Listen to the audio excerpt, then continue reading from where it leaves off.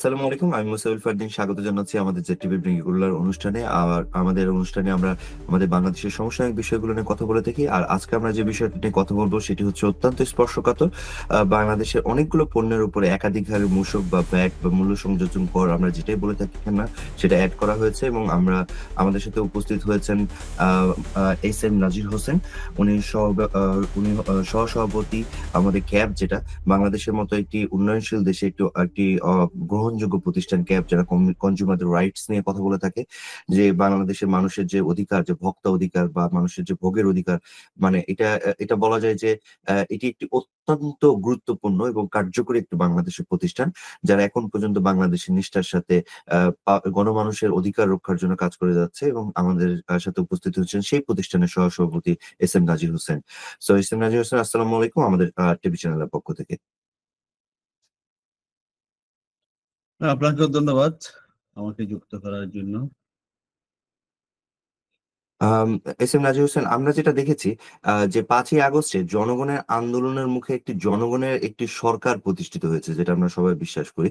কিন্তু জনগণের সরকার সেখানে জনগণের কথা চিন্তা না করে হুট করে শতাধিক পণ্যের উপরে আপনার যে মূসক বা কর যেটা আরোপ করলো, এটাকে আপনি কতটুকু যুক্তিসঙ্গত মনে করছেন? ধন্যবাদ আপনাকে। আসলে এই 5ই আগস্ট পরবর্তী সময়ে আমাদের যে সরকার গঠিত হলো, এটা তো বৈষম্য কমানোর কথা বলছেন এবং আমাদের যে সমস্ত অনিয়মগুলি ছিল এগুলো বন্ধ করার একটা প্রতিজ্ঞা নিয়ে এই সরকার প্রতিষ্ঠিত, সরকার দায়িত্ব গ্রহণ করেছেন। তো দায়িত্ব গ্রহণের পরে আসলে অনেক দিকে আমাদের বিশৃঙ্খল অবস্থা ছিল, অনেক ধরনের প্রবলেম গুলো ছিল, একটা হ্যাপাজার্ড অবস্থা, অর্থনীতি খুবই ভঙ্গুর অবস্থায় ছিল। সেই অবস্থা থেকে ওনারা দায়িত্ব নিয়েছেন এবং দায়িত্ব নেওয়ার পরে ওনারা চেষ্টা করছেন আসলে এখানে একটা পরিবর্তন আনার জন্য। আমরা বিশ্বাস করতে চাই যে সরকার যে অঙ্গীকার নিয়ে দায়িত্ব গ্রহণ করেছেন সেটা বাস্তবায়ন করতে পারবে। কিন্তু মানে যত দিন যাচ্ছে ততই অনেকের মধ্যে হতাশা বাড়ছে। বিশেষ করে এই যে সম্প্রতি যে বিষয়টা আপনি বললেন, শতাধিক পণ্যের উপর ব্যাড এবং আমাদের সম্পূরক শুল্ক, যেটা এসডি চার্জ বলা হয়, এটা আরোপের কারণে মানে এটা একটা মিশ্র প্রতিক্রিয়া হচ্ছে। তবে আজকে আমরা যখন এই সময়টা কথা বলছি, ওই সময়টা সরকার আবার 8-10টা পণ্যের আবার এগুলো কমিয়েছে, এগুলো বাতিল করেছে। তার পাঁচটার মধ্যে উপরে ধরেন, কখনো হ্যাঁ হ্যাঁ হ্যাঁ, তো ইন্টারনেট। এটা ইন্টারনেট, আমাদের ওষুধের উপর, হোটেল রেস্টুরেন্ট উপর, এরকম কয়েকটি। তবে যে কয়টি পণ্যই কিন্তু এই মানে ভ্যাট এবং সম্পূরক শুল্ক আরোপ করা হয়েছে, সবগুলো পণ্যই কিন্তু মানুষের জীবন এবং জীবিকার সাথে খুবই ওতপ্রোতভাবে জড়িত। তবে দুঃখজনক হলো যে আগের সরকার যে পথে হাঁটছিল, এই সরকার একই পথে হাঁটছে। মানে এই সরকারের যারা কর্তা ব্যক্তি আছেন তারা বলতেছিলেন এই শতাধিক পণ্য মানে এগুলো নিত্য পণ্য নয়। তো নিত্য পণ্য বলতে তারা বোঝা যাচ্ছে আসলে চাল ডাল, চাল ডাল এগুলি। এখন ধরেন এই যে ওষুধ নিত্য মোবাইল, হ্যাঁ মোবাইল আমাদের কাছে খুবই এসেনশিয়াল, মোবাইল ছাড়া চলে না। ইন্টারনেট এখন খুবই এসেনশিয়াল। ধরেন জীবন রক্ষাকারী ওষুধ, এগুলো এসেনশিয়াল। হোটেল রেস্তোরাঁ খাইতে হয়, এগুলো এসেনশিয়াল। আপনি কসমেটিক আইটেম, সাবান, ডিটারজেন্ট বা টয়লেট টিস্যু, টুথপেস্ট, এইরকম বিষয়গুলি, এগুলো কিন্তু আমাদের জন্য খুবই এসেনশিয়াল। তো তারা কিভাবে বলে এটা, এটার কারণে মানুষের জীবনে একটা নেতিবাচক প্রভাব পড়বে না, মানে এটা আমরা বুঝতে পারি না আসলে। আগের সরকার যেরকম বলতো, তারা ওই টুনে, ওই স্টাইলে কথা বলার কারণে আমরা কিছুটা হতাশ হচ্ছি। কারণ হলো যে এখানে মানে আমাদের হিসাব করেছে 12,000 কোটি টাকা এবং কিন্তু আদায় করার জন্য অনেকগুলি রাস্তা ছিল। তো সেই রাস্তাগুলিতে না হেঁটে অবশ্যই। এই সরকার কিন্তু সাধারণ মানুষের কাছে যেগুলো প্রবলেম, সাধারণ মানুষের জীবন জীবিকায় যেগুলো ব্যত্যয় ঘটাবে, তাদের লিভিং কস্ট বাড়াবে, সেগুলোর ক্ষেত্রে তারা বাড়িয়ে দিলেন। আমরা যেটা ক্যাবের পক্ষ থেকে বলছি সেটা হলো যে আসলে এগুলোর ক্ষেত্রে যেটা হবে, মানুষের লিভিং কস্ট বাড়বে। আর লিভিং কস্ট বাড়লে এটা মূল্যস্ফীতিতে এটা একটা নেতিবাচক ভূমিকা পালন করবে। তো সরকার যদিও ধরেন শেষ পর্যন্ত মানে সমালোচনার প্রেক্ষিতে অনেকগুলি আহ, পণ্যের সেই আদেশ এটা প্রত্যাহার করেছে। তো সেই জন্য সরকারকে আমরা ধন্যবাদ জানাতে চাই যে আসলে তারা এই আলোচনা সমালোচনা গুলো শুনছেন এবং এগুলা নিয়ে মানে পদক্ষেপ নিচ্ছেন। তবে আমরা খুবই খুশি হইতাম এই যে শতাধিক যে পণ্যগুলির ব্যাট এবং এসডি চার্জ বাড়িয়েছেন, সেটা যদি কমিয়ে দেওয়া, সবগুলাকে বাতিল করা হতো, তাহলে আমরা কিন্তু মনে ওষুধ করতাম আসলে কোনো প্রয়োজন পড়ে না, ওষুধ তো মানুষ প্রয়োজন। হ্যাঁ, জনগণের যে প্রত্যাশা, সে প্রত্যাশা অনুযায়ী তারা কাজ করছে। এখন আপনি কিছু কমাইলেন, তো সে কমানোটাকে আমরা মনে করছি এটা আসলে ভিন্ন কারণ। খেলা হলো যে ধরেন মোবাইলের বা ইন্টারনেটের দাম যখন বাড়ানো হলো, এই ব্যবসায়ী এবং এই সেক্টরে যারা আছেন তারা প্রতিবাদ করেছেন, হোটেল রেস্তোরাঁ তারা প্রতিবাদ করেছেন, মিষ্টান্ন জাতীয় যারা আছেন তারা প্রতিবাদ করেছেন, ফল ব্যবসায়ীরা প্রতিবাদ করেছেন। তো এগুলোর কারণে যারা প্রতিবাদ করেছেন তাদেরগুলো আপনি আমলে নিলেন, অন্যগুলা যারা প্রতিবাদ হয় নাই, জোরালো প্রতিবাদ হয় নাই, প্রতিবাদ হয়েছে সবগুলোর ক্ষেত্রে, যেগুলো জোরালো হয়নি সেগুলো আপনি আমলে নিলেন না। তার মানেটাই হলো যে এখনো আপনি মানে শক্তের ভক্ত নরমের জম এরকম একটা থাকে গেছে। সেটার কারণে আমরা কিছুটা একটু হতাশ। আমি যতটুকু একটা গল্প শুনেছি এরকম, যে এক পরোটা ব্যবসায়ী পরোটা বিক্রি করতো, তো তার পরোটায় পার পিস পরোটা ছিল 5 টাকা করে। তো সে মেয়রের কাছে গিয়ে বললো, মেজমশাই আমি 5 টাকা দিয়ে বিক্রি করে আমার লাভ হয় না। তাহলে কত টাকা দিয়ে বেচলে লাভ হবে? তাহলে তুমি এক কাজ করে 20 টাকা করে দাও। হ্যাঁ, তোমার না মেয়র মশাই, আমার 10 টাকা তো হইলেই লাভ হবে না, তুমি 20 টাকাই করো, আমার কথা শুনো। তো ঠিক আছে, ওই পরোটা ব্যবসায়ী তার কথা মতো 20 টাকা দিয়ে বিক্রি করলো। 20 টাকা দিয়ে বিক্রি করার পরে এখন যারা পরোটা কিনতে আসছে তারা তো গেল ভীষণ ক্ষেপে। ক্ষেপে সবাই মিলে মেয়রের কাছে গিয়ে বিচার দিল, মেয়র মশাই, এই যে পরোটা ব্যবসায়ী আগে ছিল 5 টাকা, এখন সেটা করে দিয়েছে 20 টাকা। তখন মেয়র মশাই, তাই এটা তো বিশাল অপরাধ, ডেকে নিয়ে আসো সেই পরোটা ব্যবসায়ীকে। ডেকে নিয়ে আসলে পরে মেয়র কি করলো, সে বললো ঠিক আছে তুমি, এটা অনেক অন্যায় হয় আমার জনগণের উপরে, তুমি 20 টাকা না, তুমি 15 টাকা নাও। হুম। হ্যাঁ, জনগণও খুশি যে মেয়র মশাই 5 টাকা কমিয়ে দিয়েছে, পরোটা ব্যবসায়ীও খুশি, সে এখন 5 টাকার জিনিস 10 টাকায় বিক্রি করতে পারতেছে, মেয়রও খুশি কারণ তার কাছে গোপনে আরো 5 টাকা আসতেছে। জি। তো বিষয়টা কি এরকম কিনা, যে জনগণকে একটু বোকা বানানো হলো কিনা? না, এখন অনেকটা মানে সেরকমই, আপনাদের সেরকমই মতো কারণ। প্রতিষ্ঠানগুলো রয়েছে, ক্যাব রয়েছে, যেখানে তারা আলোচনা করতে পারে, একটি মূসক একটা ধার্য করার পরে যারা কনজিউমার রাইটস আছে, একটা আলোচনার ভিত্তিতে একটা, একটু 1 সপ্তাহ লাগুক একটা বিষয় আলোচনা, কিন্তু আমি সকালে রাতে মন চাইলো আমি সকালে এসে একটা নির্ভয় আদেশ জারি করে দিলাম, আগামীকাল থেকে হাসা নিষেধ, আগামীকাল থেকে মিষ্টি খাওয়া নিষেধ। এটা তো হতে পারে না, এটা তো একটা না, গণতান্ত্রিক দেশ, ওটাই এখানে তো ওটাই করা আমরা আছে। যেটা আমরা যেটা আসলে ফিল করছিলাম সেটা হলো যে সরকার, আমরা বারবার বলছি ডায়লগ গুলো ওপেন হওয়া দরকার, মানুষের সাথে কথা বলা দরকার, এই সেক্টরে যারা স্টেক হোল্ডার আছে তাদের সাথে কথা বলা, এবং বিষয়টা আসলে মানে ইতিবাচক নেতিবাচক বিষয়গুলো চিন্তা করা। তো এগুলো না করে আপনি হুট করে রাতের বেলা সিদ্ধান্ত দিয়ে দেন, এবং এটা যখনই অধ্যাদেশ জারি হয় তখনই কিন্তু সেই দিনই অনেকগুলি পণ্যের দাম বেড়ে গেছে। আমাদের বাংলাদেশে আপনি তো জানেন অবশ্যই, সেটা হলো যে এখানে দাম বাড়াতে যতটা না ব্যবসায়ীরা তৎপর, আপনি দাম কমার কমাতে ক্ষেত্রে কিন্তু এটা আর কিন্তু থাকে না। কমাতে চায় না। তখন তারা নতুন না, নতুন অজুহাত সামনে নিয়ে আসছে, অবিচারী। যেমন মানে এটা এটা চাপিয়ে দিলেন সঙ্গে সঙ্গে, কিন্তু এখন এটার অজুহাত দেখিয়ে আপনি ওষুধের দাম বাড়ে গেল, আপনি ওই যে যে পণ্যগুলির কথা বললেন সবগুলির পণ্যের দাম বেড়ে গেছে। ভাইরাস মানে এখন ধরেন এটা এটা বাতিল করা হলো যে কয়টা পণ্যের, সে কয়টা পণ্যের কিন্তু 1 টাকা যেগুলো দাম বেড়েছে সেটা কিন্তু আর কমবে না। না, তাহলে লুজার হলো কে? লুজার হলো কিন্তু আমরা যারা ভোক্তা, আমরা যারা ক্রেতা, আমরাই ক্ষতিগ্রস্ত হলাম। তো সরকারকে তো এটা আগেই চিন্তা করা উচিত ছিল যে আমি একটা স্টেপ নিচ্ছি, সেটার কারণে আসলে কারা ক্ষতিগ্রস্ত হবে, বাংলাদেশের সাধারণ মানুষ ক্ষতিগ্রস্ত হবে নাকি ব্যবসায়ীরা ক্ষতিগ্রস্ত হবে, কারা হবে? তো এই বিষয়গুলো চিন্তা না করে আপনি আগের সরকার যেভাবে মানে একচেটিয়া ভাবে এক ধরনের মানে একগুহামি করে যে ধরনের সিদ্ধান্তগুলো চাপিয়ে দিতেন, আপনি এখন ঠিক একই ধরনের সিদ্ধান্ত চাপিয়ে দিচ্ছেন। তো এটার ক্ষেত্রে হবে কি, এটার ক্ষেত্রে যখন আপনি এগুলা করতে যাবেন তখনই কিন্তু আমাদের আসলে মানে আমাদের এই জনজীবনে একটা অসন্তোষ তৈরি হবে। তখনই আমাদেরকে বলতে ইচ্ছে করে যে আগের সরকার যে এই পথে হাঁটছে এখনো সেই পথে হাঁটছে। তবে তবে বেসিক্যালি একটা বিষয় আপনি তো অবশ্যই খোঁজ খবর রাখেন, আমরা যেটা বারবার বলে আসছি, ধরেন সরকারের কর্তা ব্যক্তিরা পরিবর্তন হয়েছে, যে ধরেন মন্ত্রী এমপি ওটা আমার পরিবর্তন আছে, কিন্তু আসলে সরকারের যে অর্গান যারা সরকার চালায় তারা তো সবাই আছে, হয়তো মানে এক জায়গায় ছিল আরেক জায়গায় ট্রান্সফার করা হয়েছে, সরকারি কর্মকর্তারা তো সবাই আছে যারা বিগত সরকারকে এরকম ধরুন মানে কি বলে যে অগণতান্ত্রিক সিদ্ধান্ত গ্রহণ অথবা জনস্বার্থ বিরোধী কার্যক্রম করার জন্য যারা সরকারের সহযোগী হয়ে কাজ করছে তারা তো ছিল, যার কারণে এরকম একটা বড় সিদ্ধান্ত নেওয়ার ক্ষেত্রে তারা কোনোভাবে সরকারকে সতর্ক করে নাই। আমরা যখন বলছি তখন থেকেও যদি তারা এই বিষয়টা নিয়ে একটুখানি চিন্তা করতো, একটু আলোচনাগুলো করতো, তাহলে কিন্তু অল্টারনেটিভ ওগুলো বাইর হতো। তো সেগুলো না করে মানুষের উপর মানে কষ্ট দুর্ভোগ বাড়ানো হচ্ছে। আপনাকে এটা একটা করে বলে রাখি, সেটা হলো যে কোভিড পরবর্তী সময় থেকে আমাদের দেশের সীমিত আয়ের মানুষ, প্রান্তিক আয়ের মানুষ, আমরা বারবার বলে আসতেছি মানুষের ইনকাম বাড়ে নাই, খরচের পাল্লা দিন দিন বাড়ছে। এখানে প্রতিটা নিত্য প্রয়োজনীয় পণ্য, আপনি এই সময় আমাদের সবজির বড় মৌসুম, শুধুমাত্র সবজিটা মানে ছাড়া মানে সবগুলি পণ্যের কিন্তু মানে দাম হু হু করে বাড়তেছে, কোনো নিয়ন্ত্রণ নাই। আমরা তো আমরা দেখতেছি যে তেলের সংকট এখনো কিন্তু কাটেনি, হ্যাঁ, কিন্তু সামনে কিন্তু রোজার মাস।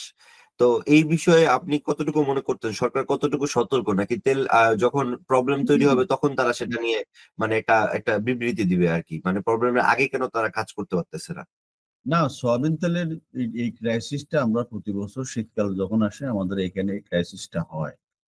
তো কয়দিন আগে সরকার কিন্তু কিন্তু রোজার ৮ মাস তো সামনে, টাকা করে যখন বাড়িয়েছে। বেশি তেলের তো দাম। এখন এখন হলো যে যেহেতু শীতকাল পরবর্তী আবার ১ মাস পরে রমজান আসবে, রমজানে কিন্তু স্বাভাবিক কারণে যে পণ্যগুলির ডিমান্ড বাড়ে, তার মধ্যে সয়াবিন তেল একটা। তো এই সয়াবিন তেলের ধরেন গ্লোবাল মার্কেটে আমরা যেটা দীর্ঘদিন আমরা যেহেতু এগুলো পর্যবেক্ষণ করে দেখছি যে আসলে পুরো বছরে কিন্তু সয়াবিন তেলের গ্লোবাল মার্কেট কিন্তু কমতির দিকে ছিল। তো এই কয়েকদিন আগে একটুখানি বাড়ছে এবং শীতকালে এটা বাড়ে, এটার একটা মানে কারণও আছে। তো এখন সেটা ধরো আপনি ৮ টাকা বাড়ালেন, ৮ টাকা বাড়ানোর আগে থেকে ওরা ১৫-২০ দিন বা মাসখানেক ধরে কিন্তু সাপ্লাই বন্ধ করে দেয়। সাপ্লাই বন্ধ করে দিলে বাজার একটা মানে ক্রাইসিস তৈরি হয়। আর ক্রাইসিস তৈরি হলে সরকার আবার সঙ্গে সঙ্গে তাদের সাথে বসে এবং বসে তারা যে ডিমান্ডটা করে সেটা মেনে নেয়। তো এখনো ধরেন এখনো কিন্তু আবার ক্রাইসিস শুরু করে দিচ্ছে, ৮ টাকা বাড়ানোর পরে আবার বাড়ানোর জন্য একটা ক্রাইসিস তারা তৈরি করে দিচ্ছে। তো আমরা যেটা আসলে সরকারের কাছে বলছিলাম যে আপনি যে মানে বাড়িয়ে দিচ্ছেন, সেক্ষেত্রে কিন্তু অল স্টেক হোল্ডার যারা আছে তাদের সাথে আপনি কথা না বলে শুধুমাত্র তেল ব্যবসায়ী যারা আছেন তাদের কথা শুনে দাম বাড়িয়ে দিচ্ছেন। আপনি কিন্তু অ্যানালাইসিসটাও করতেছেন না তার কস্টিং প্রাইস কত। ধরেন এখন যদি আমি তেল মানে আমদানি করি, তাহলে এটা বাংলাদেশে আসতে কতদিন লাগবে, এই সময়টা প্রাইস কত, অন্যান্য বিষয়গুলো কত, তারা কিন্তু শুধুমাত্র ওই যারা আমদানিকারক এবং সরকারের আমাদের ট্রেডিং কমিশন বলে একটা প্রতিষ্ঠান আছে তাদের সাথে বসে তারা সিদ্ধান্ত দিচ্ছেন। তা আমরা বলছি যে এখানে যেহেতু ব্যবসায়ী ভার্সেস সরকার বসে সিদ্ধান্ত নিচ্ছেন, সেক্ষেত্রে ভোক্তা স্বার্থ যারা ক্রেতা তারা ক্ষতিগ্রস্ত হচ্ছে, আমরা কিন্তু দীর্ঘদিন ধরে বলে আসছি। কিন্তু সরকার সে বিষয়টা আমলে নিচ্ছেন না এবং আমলে নিয়ে তারা বারবার ব্যবসায়ীরা যেই ফাঁদে মানে আটকিয়ে দাবি আদায় আপনাকে করে সেই কাজটা বারবার করে যাচ্ছেন। এবারও তারা করে যাচ্ছেন এবং এগুলোর কারণে আমরা কিন্তু তেলের যে একটা সংকট তৈরি নেক্সট হবে বা রমজানের সময় আরো ক্রাইসিস হবে, সেরকম কিন্তু আমাদের আশঙ্কা। এবং আমরা গত বছরও দেখছি যে এরকম ভোক্তা সংরক্ষণ অধিদপ্তর বলে আমাদের একটা প্রতিষ্ঠান আছে যারা এরকম বাজার তদারকি গুলো করে থাকেন। ওনারা খুচরা পর্যায়ে অথবা দোকানদারের ওখান থেকে মাটির গর্ত থেকে কিন্তু সয়াবিন তেলের বোতল বের করে নিয়ে আসছিলেন গত বছর রমজানের সময়। তো এইবারও সেরকম একটা ক্রাইসিস হবে, কারণ হলো যে সয়াবিন তেল মজুত করা একটা সময় ধরেন আমরা দেখতাম যে বড় বড় কর্পোরেট গ্রুপ, বড় ব্যবসায়ী তারা কিন্তু এই কারসাজির সাথে যুক্ত হতো। এখন কিন্তু এই যে মজুত করা বা সিন্ডিকেট করা যেটাই বলি না কেন, এই কাজগুলি কিন্তু এখন ছোট ব্যবসায়ী বা বাজারে মহল্লায় যে দোকানগুলি আছে তারাও পদ্ধতিগুলো শিখে গেছে, কারণ হলো যে তারা জানে যে আমরা মানে লাস্ট টাইম দেখেছিলাম যে বিছনার নিচে কিভাবে তারা তেলের বোতল সাজায় রাখছিল। সাজায় রাখছে। হ্যাঁ, বিছনার নিচে, আপনি ওই খাটের নিচে অনেকে গর্ত হ্যাঁ, করে রাখে। তো এগুলো খুব মানে স্প্রেড করে গেছে, সামাজিক সংক্রমণ ঘটে গেছে। এখন ধরেন আপনি ব্যবসায়ী যাদেরকে বলবেন তারা সবাই চিন্তা করে যে কিভাবে এরকম সাপ্লাই নিয়ন্ত্রণ করে সে বেশি টাকা মুনাফা করতে পারে, মানুষের পকেট কিভাবে কাটতে পারে, এরকম একটা টেন্ডেন্সি সবার ভিতর গ্রো করে গেছে। তো যার কারণে এখন মানে সুযোগ সময় এগুলো খুঁজে কোন সময়টা এরকম সময় হিসেবে ধরে সে যেন মানুষের পকেট করতে পারে, এটার জন্য একটা মানে সবসময় তা উৎপেতে থাকে। এরকম একটা প্রক্রিয়ার মধ্যে আমরা আছি, যেহেতু এখানে ধরেন যারা তদারকি করবে, যারা বিষয়গুলো নিয়ে ইয়ে করবে, মানে সেই ক্ষেত্রে তারা প্রাক প্রস্তুতি রাখে না অথবা আগে থেকে প্রি গুলা নেয় না। আমরা বলছি যে আগে থেকে আপনি প্রস্তুতি গুলা নেন এবং তাদেরকে আসলে একটা জবাবদিহিতার আওতার মধ্যে নিয়ে আসেন। আপনি খুব ইয়ে হবেন। আপনি জানেন যে সরকার অনেকগুলি সংস্কার কমিশন করেছে। আমরা দীর্ঘদিন ধরে বলে আসছি যে আসলে ব্যবসা বাণিজ্য বাজার ব্যবস্থাপনার ক্ষেত্রে একটা সংস্কার কমিশন করেন। আপনি এখানে কিছুটা রিফর্ম করেন। কিন্তু আমাদের এই কথা সরকার এখানে হাতে দেয় নাই, এগুলো আলাপই করে নাই, না করে এগুলি সংস্কার কমিশন হলো, ব্যবসা বাণিজ্য বাজার, এগুলোর ক্ষেত্রে তারা কিছুই না করে ওই তারা আগের যে স্টাইলে চলছে এখনো সেই স্টাইলে চলে। এবং সেই ক্ষেত্রে আমরা মনে করতেছি আসলে এই যে বক্তাদের বা ক্রেতা ভোক্তাদের যে অব্যক্ত বেদনা, এটা কিন্তু আসলে এটা শোনার মতো কেউ নাই। এবং আমরা কান্নাকাটি করছি, এবং আমাদের কণ্ঠও কিন্তু আসলে সেভাবে সোচ্চার না, বড় না। কারণ হলো যে এটা ধরেন আমরা কিছু লোকজন আছি যারা নিজেরকেই বনের মোষ তাড়ায়। এখন ব্যবসায়ীরা তো তার ব্যবসার প্রফিট আছে, মানুষের পকেট থেকে টাকা কাটছে এগুলো আছে, সরকার থেকে নিচে এগুলো আছে, এই সব মিলে তাদের বয়স অনেক বেশি। আর আমরা নিজেরা যতটুকু কায়িক পরিশ্রম দিয়ে, আমাদের সাথে মিডিয়ার বন্ধুরা আছে, মিডিয়ার বন্ধুরা আমাদেরকে যেহেতু তারাও ভুক্তভোগী, সেই কারণে তারা আমাদের কাজ, আমাদের বিষয়গুলোকে গুরুত্ব দিয়ে বিবেচনা করেন বলে হয়তো দেখা যায় যে আমরা আমাদের কণ্ঠগুলো মাঝে মধ্যে যায়। কিন্তু যদি হিসাব করে দেখি তাহলে তো কিন্তু ব্যবসায়ীদের বিষয়গুলো বেশি আসার কথা। কারণ তারা আপনি ধরেন বিজ্ঞাপন দিতে পারতেছে, অন্য ধরনের পেট্রোনাইজ করতে পারতেছে। আমি তো ধরেন আপনার চ্যানেলে একটা বিজ্ঞাপন দিতে পারবো না, কিন্তু আপনার আমাদের বিপক্ষ দল যারা আছে তারা তো এটা নিজেরা চ্যানেল খুলে দেওয়া অথবা আপনাকে স্পন্সরশিপ করা, এই তারাই সবগুলো বিভিন্ন তারা চ্যানেলগুলোর মালিক। তেলের ব্যবসা যেরকম করে তীর বা তারা, তাদেরই দেখা যায় বড় বড় চ্যানেলগুলো রয়েছে। চ্যানেল গুলো হ্যাঁ, আছে। বসুন্ধরা হ্যাঁ, গ্রুপ বলেন, হ্যাঁ বা হ্যাঁ, ইয়া বলেন, একদম তাদের তাদের তো সব আছে, সব আছে। তারপরে এসএ পরিবহন বলেন, এসএ টিভি বলেন, জি, হ্যাঁ এসএ জি, সয়াবিন তেল বলেন, এদের সবই রয়েছে। জি, জি। সো তো এটা আসলে আমি বুঝতে পেরেছি। জি, জি। আ- এটা তাহলে আমাদের সেক্ষেত্রে জনগণের বাংলাদেশের জন্য, বাংলাদেশের তাহলে জন্য একটা জনগণের কি ক্রাইসিস। তাহলে বাঁচার কোনো উপায় নেই? মানে এ সকল মানে ইয়া যারা, কারণ জনগণ তো, সরকারের তো দায়িত্ব সেটা তাদেরকে ম্যানেজ করা, জনগণের পক্ষে কাজ করা। সাধারণ জনগণের বিষয়টা চিন্তা করে সরকারের তো সে দায়িত্বটা নেওয়া উচিত। সে একটা টিভি চ্যানেলের মালিক হতে পারে, কিন্তু সে তো আইনের ঊর্ধ্বে না, প্রশাসনের ঊর্ধ্বে না। না, তো এটা হচ্ছে কি আসলে ধরেন আপনি বিগত 16 বছর যে রেজিমটা আমাদের মানে পার করে আসছে আমরা, সেই সময়টাতে মানে এই সরকারের আশপাশে যারা ছিল সবাই কিন্তু ব্যবসায়ী, কর্পোরেট গ্রুপ, এবং তারা মন্ত্রী, এমপি, তারা ধরেন সিটি কর্পোরেশনের মেয়র, তারা আবার ক্ষমতাসীন দলের নেতা। মানে তারাই কিন্তু আসলে সরকারকে পরিচালনা করছে, সরকারের থেকে সুবিধা নিচ্ছে, সরকারকে তারা ডাইরেক্টিভ যেভাবে তারা পরিচালনা করছে সেদিকে গেছে। তো ওইটার কারণে এই যেটা প্র্যাকটিস চলে আসছে, এটা ভাঙতে তো সময় লাগবে। তো যার কারণে তারা চিন্তা করছে যে আসলে মানে সিস্টেম ভাঙার ক্ষেত্রে কেউ কিন্তু সেরকম সাহস করতেছে না, যার কারণে এই বিষয়টা আসে নাই। এবং ধরেন মিডিয়া বলেন, আপনি প্রিন্ট মিডিয়া, ইলেকট্রনিক মিডিয়া যাই আছে সবকিছু এটা সহ তারা কিন্তু এটা না, ব্যবসা বাণিজ্য থেকে শুরু করে তারা কিন্তু সবকিছুর নিয়ন্ত্রণ করছে।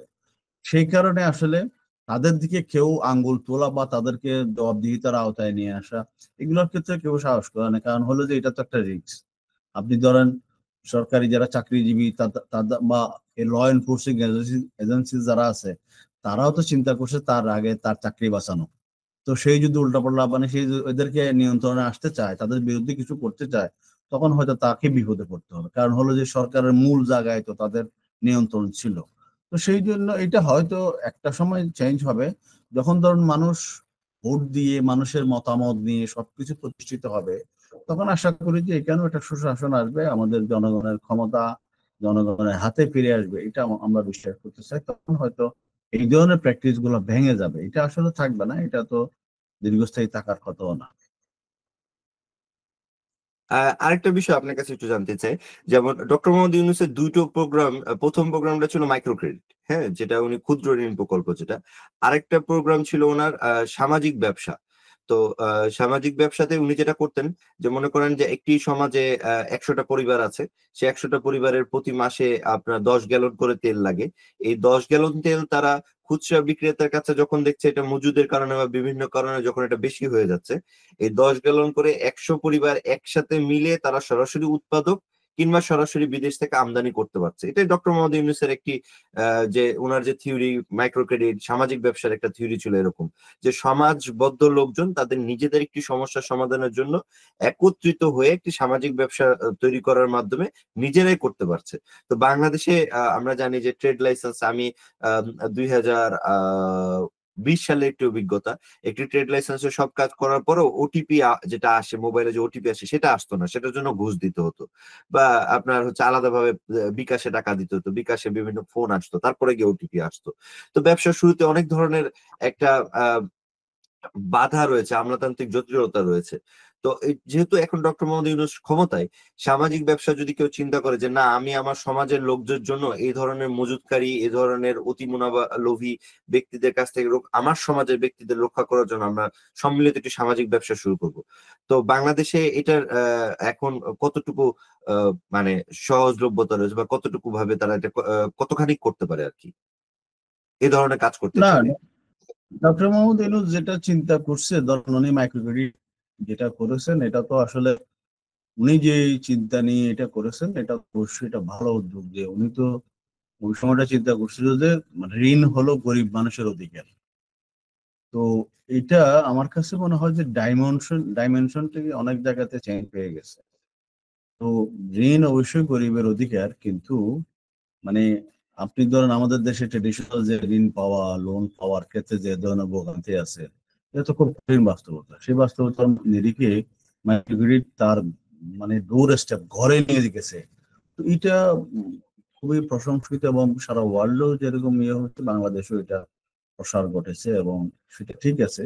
কিন্তু আপনি সামাজিক ব্যবসার কিন্তু যে সামাজিক বিষয়গুলো, ব্যবসা কিন্তু খুব একটা প্রচার করতে দেখিনি। না হ্যাঁ, না আপনার মনে আছে কিনা যে একটা দই ছিল শক্তি দই, হ্যাঁ, এই যে হ্যাঁ, ছোট একটা নীল কালারের একটা শক্তি দই ছিল, এটা কিন্তু সামাজিক ব্যবসার প্রথম পণ্য ছিল আর কি, শক্তি দই যেটা। হ্যাঁ, এটা পুষ্টি দই না শক্তি দই, এরকম একটা নামে একটা হ্যাঁ, ছোট ওটা একটা ওটা প্লাস্টিকের। হ্যাঁ, ওটা হচ্ছে কি, ধরেন আমরা যেটা মানে চিন্তা করছিলাম, যেমন ধরেন বাংলাদেশে মাইক্রো ক্রেডিট কিন্তু এখন বড় একটা মানে সেক্টর হয়ে গেছে। মানে এই যে ব্যাংকিং বা আর্থিক ফাইন্যান্সিয়াল ইনস্টিটিউশনের ক্ষেত্রে মাইক্রো ক্রেডিট একটা বড় প্রতিষ্ঠান হয়ে গেছে। এবং তারা যদি ধরেন এই সামাজিক ব্যবসাটাকেও নিয়ে আসতো, অথবা ব্যাংকগুলো নিয়ে আসতো, আর্থিক প্রতিষ্ঠানগুলি নিয়ে আসতো, তারা যদি এগিয়ে আসতো, তাহলে হয়তো একটা ইয়ে হতো। কিন্তু আমাদের কাছে যেটা মনে হয় যে মানে এই বাংলাদেশে ডক্টর ইউনূসের যে সামাজিক ব্যবসা, এটা তেমন বেশি প্রসার ঘটে নাই। এবং এই সময়টাতে যেটা দরকার ছিল আসলে আমাদের ব্যবসায়ীদেরকেও আসলে এই জায়গাতে, ধরেন কর্পোরেট সোশ্যাল রেসপন্সিবিলিটি, আমাদের এখানে ধরেন এই সিএসআর ফান্ডের কথা কিন্তু আমরা অনেক আগে থেকে শুনে আসতেছিলাম। তো সিএসআর ফান্ডের থেকে আগে যেটা করা হতো, প্রাইম মিনিস্টার ফান্ডে এই টাকাটা দিয়ে দেওয়া হতো, এবং এটা দিয়ে তারা ওনার থেকে বিভিন্ন ধরনের সুবিধাগুলো নিত। তো এই এই কাজগুলি মানে করা হয়েছে প্রকৃত অর্থে। সিএসআর ফান্ডের টাকাটাও কিন্তু আসলে ঠিক মতো মানে এই কাজে ব্যবহার হওয়ার কথা, সেই কাজে কিন্তু যায় নাই। অনেক জায়গায় অনেকে এই পলিটিক্যাল কাজে যায়নি। এগুলো ইউজ করছে। কিন্তু এটা তো বিয়ে দেওয়া বা অন্য কেউ চিকিৎসা করতে পারতেছে না, এলাকার লোকজন এগিয়ে আসছে, এরকম ঘটনাগুলি কিন্তু এখনো আছে, মানুষ এগিয়ে আসতেছে। শহরে কিছুটা কম হলেও, যেহেতু অপরিচিত লোকজন বেশি, কিন্তু গ্রামে এখনো এই ট্রেডিশনটা আছে। তো সেই ট্রেডিশনটাকেও আমরা মানে কাজে লাগাতে পারতাম। কিন্তু একটা প্রবলেম হচ্ছে যে আসলে মানে আমাদের যে, আমি যেটা একটু আগে বললাম যে মানুষ সেলফ সেন্টার্ড হয়ে গেছে, এবং মানুষের ভিতরে মানে সামাজিকতা, আরেকজনের বিপদে এগিয়ে আসা, মানুষ আমার কাজের ক্ষেত্রে অন্য কেউ আমার কাজের কারণে অন্য কেউ ক্ষতিগ্রস্ত হচ্ছে কিনা, কষ্ট পাচ্ছে কিনা, এই যে সোশ্যাল ফিলিংস, এটা কিন্তু কিছুটা মানে লোপ পেয়েছে মনে হচ্ছে। যার কারণে মানুষ এই যে অসৎ উপায় অবলম্বন করছে, খুব সহজে বড়লোক হওয়ার চিন্তা করছে। ব্যবসায়ীরা যে ধরেন শত মানে হাজার হাজার টাকার মালিক আছে, সেই সাহায্যে লাখপতি কিভাবে হওয়া যায়, এরকম বিষয়গুলো পাওয়া যায়। মানে একটু বাড়ছে। এটা এটা এটা এমনও হতে পারে যে এটার কতগুলি কারণও আছে। কারণও হতে পারে, ধরেন আমাদের, ধরেন আপনি একটা সময়, আমি তো একটু আগে অনলাইনে ব্যবসার কথা বললাম, মাঝে মধ্যে আমাদের মিডিয়া গুলি স্টোরি করতো যে 2,000 টাকা শুরু করছে উনি, এক মহিলা উদ্যোক্তা, উনি এখন 2 লাখ টাকার মালিক। ওই যে ফেসবুকে ব্যবসা করছে বা অনলাইন প্ল্যাটফর্ম ইউজ করে ব্যবসা করছে। তো এগুলো আবার আরেকজনের কাছে মানে উদাহরণ হয়ে গেছে যে উনি তো 2,000 টাকা দিয়ে শুরু করে 2 লাখ টাকার মালিক হয়ে গেছে, অথবা 2 কোটি টাকার মালিক হয়ে একটা গেছে। মালিক হয়ে গেছে। তাহলে আমি আমি কেন হব না? মানে এই আমি অসুস্থ প্রতিযোগিতা, সেগুলো কিন্তু বাড়ছে। একটা এগুলোর অসুস্থ কারণে প্রতিযোগী। আরেকজন আরেকজনের প্রতি ফিলিংসটা কমে গেছে। এইটার কারণে আসলে এই ঘটনাগুলি ঘটছে। ধরেন একটা সময় ব্যবসায়ীরা, আপনি ধরেন আমাদের পার্শ্ববর্তী দেশেও দেখেন, আমাদের এখানেও দেখেন, স্কুল, কলেজ, মাদ্রাসা বা যাই আছে রাস্তাঘাট তৈরি করার ক্ষেত্রে আমাদের ব্যবসায়ীরা দান খয়রাত করতেন। এখন সেটার থেকে এখন উল্টে গেছে, এখন হলো রমজান আসলে অথবা কোনো পূজা পার্বণ আসলে আরো ব্যবসায়ীরা কিভাবে ওই সময়টাতে বেশি মুনাফা করা যায় সেই চিন্তা আরো করতেছে, মুনাফা বললো যে না করতে এটা আমার হ্যাঁ হ্যাঁ। তো এটার ক্ষেত্রে হচ্ছে কি, ধরেন আমার কাছে মনে হয় যে আমাদের যে আমাদের যে পড়াশোনা পাঠদান পাঠ্যপুস্তক কারিকুলাম যেগুলি আছে এগুলোর ক্ষেত্রে হয়তো আমরা প্রকৃত শিক্ষার ক্ষেত্রে এগুলোর কিছুটা দুর্বলতা থাকতে পারে। নাইলে কিন্তু এরকম মানে হওয়ার কথা না। আমরা ফিলিংস কেন আরেকজনের প্রতি মমত্ব চলে যাচ্ছে, আরেকজনের প্রতি কষ্ট পাবে সেই বিষয়গুলো আমি আনতেছি না। আমি হাজার হাজার কোটি টাকা বানাইতেছি, আবার আমি যখন মারা যাচ্ছি ওই সময়টাতে আমি ট্রিটমেন্ট চিকিৎসা পাচ্ছি না, আমার টাকা আছে আমি চিকিৎসা করতে পারতেছি না। আপনি মানে দেখবেন যে কোভিড এর সময় আমাদের অনেক ব্যবসায়ীরা, বড় বড় ব্যবসায়ীরা মারা মারা গেছে বিনা মারা গেছে। চিকিৎসায়।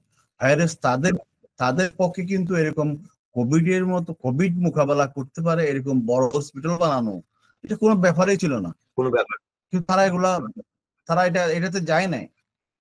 তো মানে এই বিষয়গুলো আমার কাছে মনে হয় যে কোন একটা জায়গায় গ্যাপ থেকে গেছে, অথবা আমরা সেই মোরালিটি থেকে মানে সরে গেছি, যেটার কারণে আমাদের প্রবলেম হতে পারে বলে আমি মাঝে মধ্যে মানে চিন্তা করি। আসলে এটা কাউকে তো বলা যায় না, কারণ আমরা যেহেতু ধরেন এই মানুষের বক্তাদের বিশেষ করে এসএম নাজির হোসেন, আপনার মনে আছে কিনা যে বিটিআর এর একটা প্রোগ্রাম ছিল চাল ডাল কর্মসূচি, ওটার কথা কি আপনার মনে আছে হ্যাঁ কিনা? অবশ্যই অবশ্যই। তো তো এই চাল ডাল কর্মসূচি নিয়েই কিন্তু একটা ছলনা করে বিডিআর বিদ্রোহের মতো একটা ঘটনা ঘটে, একটা মানে ডিমোরালাইজ করে দেওয়া হলো। তো আপনি এটাকে কি মনে করতেছেন? না, বিডিআর এর যে প্রোগ্রামটা মানে তৎকালীন বিডিআর এখন বিজিবি, ওই আমি তো আমাদের প্রোগ্রামটাকে অবশ্যই এটা ভালো প্রোগ্রাম হিসেবে চিন্তা করি। কারণ হলো যে তারা বিডিআর মধ্যখানে এখানে একটা রোল প্লে করে মানুষের কাছে মানে কম মূল্যে সাশ্রয়ী মূল্যে পণ্য নিয়ে আসছিল এবং এটা একটা ভালো সাড়া ফেলেছিল। তো এটা তো অবশ্যই একটা ভালো উদ্যোগ। তো কিন্তু মানে সরকারের ওই তৎকালীন সময়ে সরকার কি করলো সেটা তো আমরা বুঝতে পারি নাই। তবে এটা একটা খারাপ খারাপ কাজ হয়েছে যে আসলে এই ধরনের একটু মানে ভালো উদ্যোগটাকে আমরা ডিমোরালাইজ করে এবং পরবর্তীতে বিপুল পরিমাণ আমাদের মানে জওয়ানরা মারা গেলেন, অনেকগুলি মেধাবী অফিসার মারা গেলেন। এটা আসলে খুব খারাপ হয়েছে। তবে ধরেন মানে এখানে যদি আমি ওই ডাল ভাত কর্মসূচিটাকে হয়তো যে কোনো কাজের ক্ষেত্রে কিছুটা মানে ভালো মন্দ দুটাই থাকবে, তবে আমি যদি ইন নাটশেল বলি সেটা হলো যে এটা অবশ্যই একটা ভালো উদ্যোগ। কারণ হলো যে এই উদ্যোগের কারণে অনেকেই কম কম দামে কিন্তু পণ্যগুলি পেয়েছে। এখন যেটা ধরেন টিসিবি মাধ্যমে এই যে সাশ্রয়ী মূল্যে পণ্য দেওয়া হচ্ছে দেশব্যাপী, এটাকে তার থেকে অনেক বেশি এক্সপানশন ছিল, অনেকগুলো পণ্য পাওয়া যেত। এবং এখানে দুইটা সুবিধা ছিল, কৃষকরা যারা উৎপাদন করে তারা সরাসরি ওখানে নিয়ে আসার সুযোগ ছিল। তো এই যে একটা ভালো উদ্যোগকে কিভাবে শেষ পর্যন্ত নষ্ট করে দেওয়া যায় সেগুলো মানে আমাদের তো ইয়ে আছে। তবে এটা খুব ভালো একটা তারা এটাকে লালন পালন না করে এটা কিভাবে দমন করা যায়, মানে সিন্ডিকেটটা রাখার একটা সবসময় একটা প্রচেষ্টা দেখা যায় লক্ষণীয়। আপনি এই বিষয়টা কিভাবে দেখেন? না। এটা তো এটাই তো একটা বড় আমাদের মানে দুর্ভাগ্য। সেটা হলো যে যেমন ধরেন আপনি এই যে আপনি তো উন্নত দেশে আছেন, এখানে দেখেন যে গভর্নমেন্ট যে সিস্টেম এটা অনেক বেশি পাওয়ারফুল, অনেক বেশি শক্তিশালী। আর সেই তুলনায় আমাদের দেশে দেখেন, আমাদের দেশে হলো যে সব মানে ফ্যাক্টর করতেছে, কন্ট্রোলটা তাদের। আপনি ধরেন এটা কন্ট্রোল করতে করতে করতে করতে আমাদের বাণিজ্য উপদেষ্টা এখন যিনি আছেন উনি একজন ব্যবসায়ী। এর আগে মন্ত্রী এমপি যারা ছিলেন আমরা হিসাব করে দেখলাম যে মানে আমাদের 300 জন এমপির মধ্যে মানে 199 জন মানে 200 জনই হলে ব্যবসায়ী, মানে সরাসরি যারা ব্যবসার সাথে জড়িত। অলমোস্ট 300 জনই ব্যবসায়ী, কিন্তু মানে অল্প গত 30 যে জনের ইয়েটা ব্যবসায়ী। মানে হ্যাঁ 300 জনই ব্যবসায়ী, কিন্তু 200 জনই হলো যারা খুব বেশি মানে ব্যবসার সাথে সরাসরি সম্পৃক্ত। তো এই জায়গাগুলো তো হওয়ার কারণে মানে গভর্নমেন্ট মেকানিজমটা বারবার লুজ হয়ে গেছে, বারবার দুর্বল হয়ে গেছে। সরকারি উদ্যোগ যদি ধরেন আপনি ধরেন টিসিবির মতো যে কার্যক্রম অথবা চাল ডাল মানে ডালবাদ যে কর্মসূচি বিডিআর এর, এগুলো যদি ধরেন শক্তিশালী হতো, তাহলে কিন্তু আজকে প্রাইভেট সেক্টর এত এভাবে মানে সবগুলি বিষয়কে গ্রাস করতে পারতো না, এবং আমাদের একটা অল্টারনেটিভ সোর্স তৈরি হতো। আমরা এখন বাংলাদেশে প্রতিযোগিতার পরিবেশের কথা বলি, আমাদের একটা প্রতিযোগিতা কমিশনও আছে। মজার কাহিনী হলো যে ওখানে যাদেরকে মানে যে সমস্ত সরকারি কর্মকর্তা গুলা করে ওখানে পুনর্বাসন করা হয়, তারা যখন এরকম চাল ডালের ক্রাইসিস হয়, তারা তখন সিগারেট নিয়ে তখন তাদের কার্যক্রম গুলা পরিচালনা করে। মানে যেই সময়টা যেই কাজটা করা দরকার সেটা না করে আর একটা কাজ করে। ধরেন আমাদের নিত্য প্রয়োজনীয় বিজ্ঞাপনের মানে মূল ইয়েটাই মানে আমদানি রপ্তানিটা চট্টগ্রাম দিয়ে হয়। আমি দেখলাম যে যখন আমাদের এরকম ক্রাইসিস হয়, প্রতিযোগিতা কমিশন তখন রাজশাহী চলে যায়, নাহলে রংপুর চলে যায়, মানে প্রতিযোগিতার পরিবেশ গুলো দেখার জন্য, যেখানে এই কাজগুলো এলে তা বলছে আমরা তো কাজ করতেছি, কাজ হচ্ছে না। তো তারা চিন্তা করে যে কিভাবে প্রাইভেট সেক্টরকে সুবিধা দেওয়া যায়, প্রাইভেট সেক্টর কিভাবে মানে আঙ্গুল ফুলে কলা গাছ হতে পারে। তো এই কারণে এই সরকারের যে ধরেন ডালবাত কর্মসূচির মতো যে ধরনের উদ্যোগ, সেগুলো কিন্তু এরকম মানে এটা মানে শেষ পর্যন্ত টিকে থাকতে পারে নাই। টিসিবি আজকে খুব কুড়িয়ে কুড়িয়ে চলতেছে। আপনি এই যে কয়দিন আগে ওএমএস কর্মসূচি, গতকালকে আমাদের অর্থ উপদেষ্টা বললেন যে ওএমএস কর্মসূচি আর চলবে না, এবং টিসিবি 1 কোটি পরিবারকে দেওয়া হতো, সেখানে 54 লক্ষ এখন দেওয়া হচ্ছে, বাদ বাকিগুলা মানে এগুলা ডবল মানে এই কার্ডগুলোর প্রবলেম। তার মানে হলো যে 1 কোটি পরিবারের থেকে এখন 54 লক্ষ চলে আসবে, সেটাও বন্ধ হয়ে যায়, এবং আইটেম আগে 7-8টা দেওয়া হলো ওটাতেও কমে যাচ্ছে, এবং টিসিবি একটা রুগ্ন প্রতিষ্ঠানে পরিণত হয়ে গেছে। আমরা বারবার বলেছিলাম যে এই যে ধরেন এখানকার যে পণ্যগুলি হয়, এগুলি ধরেন আপনি জি পদ্ধতি, সরকার টু সরকার, আপনি বাইরে থেকে আমদানি করেন, তারা করে কি লোকাল মার্কেট থেকে নেয়। লোকাল মার্কেট থেকে যদি টিসিবিও নেয়, তাহলে তাহলে হচ্ছে কি প্রাইস তো বেশি থাকতেছে, জি টু জি তো বেটার। প্রাইস বেশি হলো যে সাপ্লাইতে এটা তো একটা নেগেটিভ ইম্প্যাক্ট করবে। আপনি ধরুন মাল আনছেন, হ্যাঁ মাল আনছেন 10টা, তো 10টা যদি আপনিও চান আমিও চাই ও চাই, তাহলে তো একটা ক্রাইসিস তৈরি হবে। আপনি যদি বাইরে থেকে নিয়ে আসেন, তাহলে কিন্তু হয়তো সময় বেশি লাগবে, কিন্তু তাহলে সাপ্লাই মানে আমাদের ফুলফিল ইয়েটা মানে সমস্যা হতো না।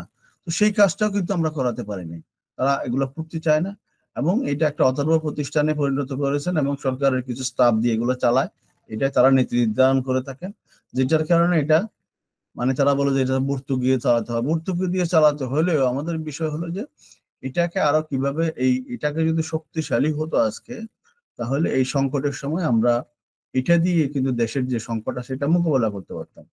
তো এই তো যার কারণে আমাদের গভর্নমেন্ট যে মেকানিজম, সেই মেকানিজম দুর্বল থেকে দুর্বলতর হচ্ছে, এবং তার বিপরীতে আমাদের যারা কর্পোরেট গ্রুপ মানে প্রাইভেট সেক্টর যারা আছেন, তারা কিন্তু তাদের যে ক্ষমতা ক্রমশ বাড়তেছে। একটা সময় তারা সরকারের মানে মন্ত্রী পরিষদে বিশাল একটা অংশ ছিল। তো যার কারণে তারা যে পলিসি গুলো তৈরি করতেছে সবগুলি তাদের সাথে তারা তৈরি করে গেছেন। এই সরকার এসে যে মানে সেই পলিসি গুলাকে বন্ধ করছে অথবা এটাকে রিফর্ম করছে, সেগুলো হয় নাই।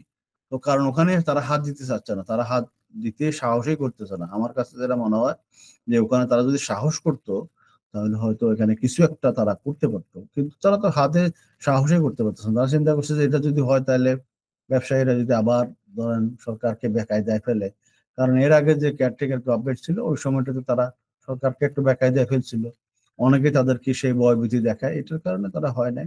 তবে আমি যেটা মনে করি যে আমাদের গভর্নমেন্ট যে মেকানিজম, সেগুলা কিন্তু অনেক বেশি ইয়ে হয়। আপনাকে এটাকে একটু বলে রাখি, আমাদের চালের বাজার যেটা আমাদের দেশের মানুষের প্রধান খাদ্য, তো এখানে ধরেন আপনি চাল প্রতিনিয়ত বাড়তেছে এই সময়ের মধ্যে। এখন ভরা মৌসুম, কিন্তু এই সময়ের মধ্যে পার কেজিতে 10 থেকে 15 টাকা পর্যন্ত বেড়েছে। তো এখন ওই যে আমরা কয়েকজন মানে এরকম চাল ব্যবসায়ীদের সাথে মানে আলাপ আলাপ করলে বোঝা যায় যে তারা বলছে কর্পোরেট গ্রুপ আসার কারণে এখন তারা এগুলো নিয়ন্ত্রণ করতেছে। কিন্তু মজার ভিতরে কাহিনী হলো, সরকারের গুদামে যখন চালের মজুদটা কমে যায়, তারা সঙ্গে সঙ্গে দাম বাড়ায় দেয়, অথবা সরকার যখন নিজে চাল আমদানি করে না করে, অথবা কাউকে চাল আমদানির জন্য মানে অনুমতি না দেয়, তখন কিন্তু সঙ্গে সঙ্গে দেখা যায় যে 2 টাকা 3 টাকা এরকম 5 টাকা 7 টাকা এমনি দাম বেড়ে যায়। সরকারের গুদামে যখনই চালের ঘাটতি থাকবে, তখন কিন্তু হু হু করে দাম বাড়ে যাবে, আর প্রতিনিয়ত তো বাড়তেছে। তো এই জন্য সরকারের ঘরে যখন চাল ভালো থাকে, স্টক ভালো থাকে, তখন আবার সব দাম কিন্তু কমতির দিকে থাকে। এই হলো আমাদের দেশের ব্যবসার যে স্টাইল। আপনি তো সেই ক্ষেত্রে সরকারের তো চিন্তা করা দরকার ছিল যে সরকারের যে মেকানিজম বা সরকারের স্টক, সরকারের সক্ষমতা, এটা যদি বাড়াইতে পারতো, তাহলে কিন্তু আপনি ওই যে প্রাইভেট সেক্টরে যে নানা ফন্দি ফিকি, নানা ষড়যন্ত্র, নানা ধরনের কারসাজি, এগুলো বন্ধ করতে পারতেন। এখন আপনার হাতে কিছুই নাই, আপনি এমনি বসে আছেন। তো এমনি বসে থাকলে তো ওরা যা চিন্তা করে তাই হয়। তারা আমাদের এইখানে বাংলাদেশ। যেটা হয়, আমাদের ইউনাইটেড স্টেট বা যুক্তরাজ্য যেরকম হয়, সেটা হচ্ছে যে আপনি চাইলে মাল যে কোনো জায়গা থেকে আনতে পারেন। হ্যাঁ, হুম এখন আপনি 10 টাকা দিয়ে নিয়ে আসেন, 5 টাকা দিয়ে নিয়ে আসেন, কিন্তু যদি কাউকে স্যাংশন দিয়ে দেওয়া হয়, তাহলে আপনি তার কাছ থেকে আনতে পারবেন না।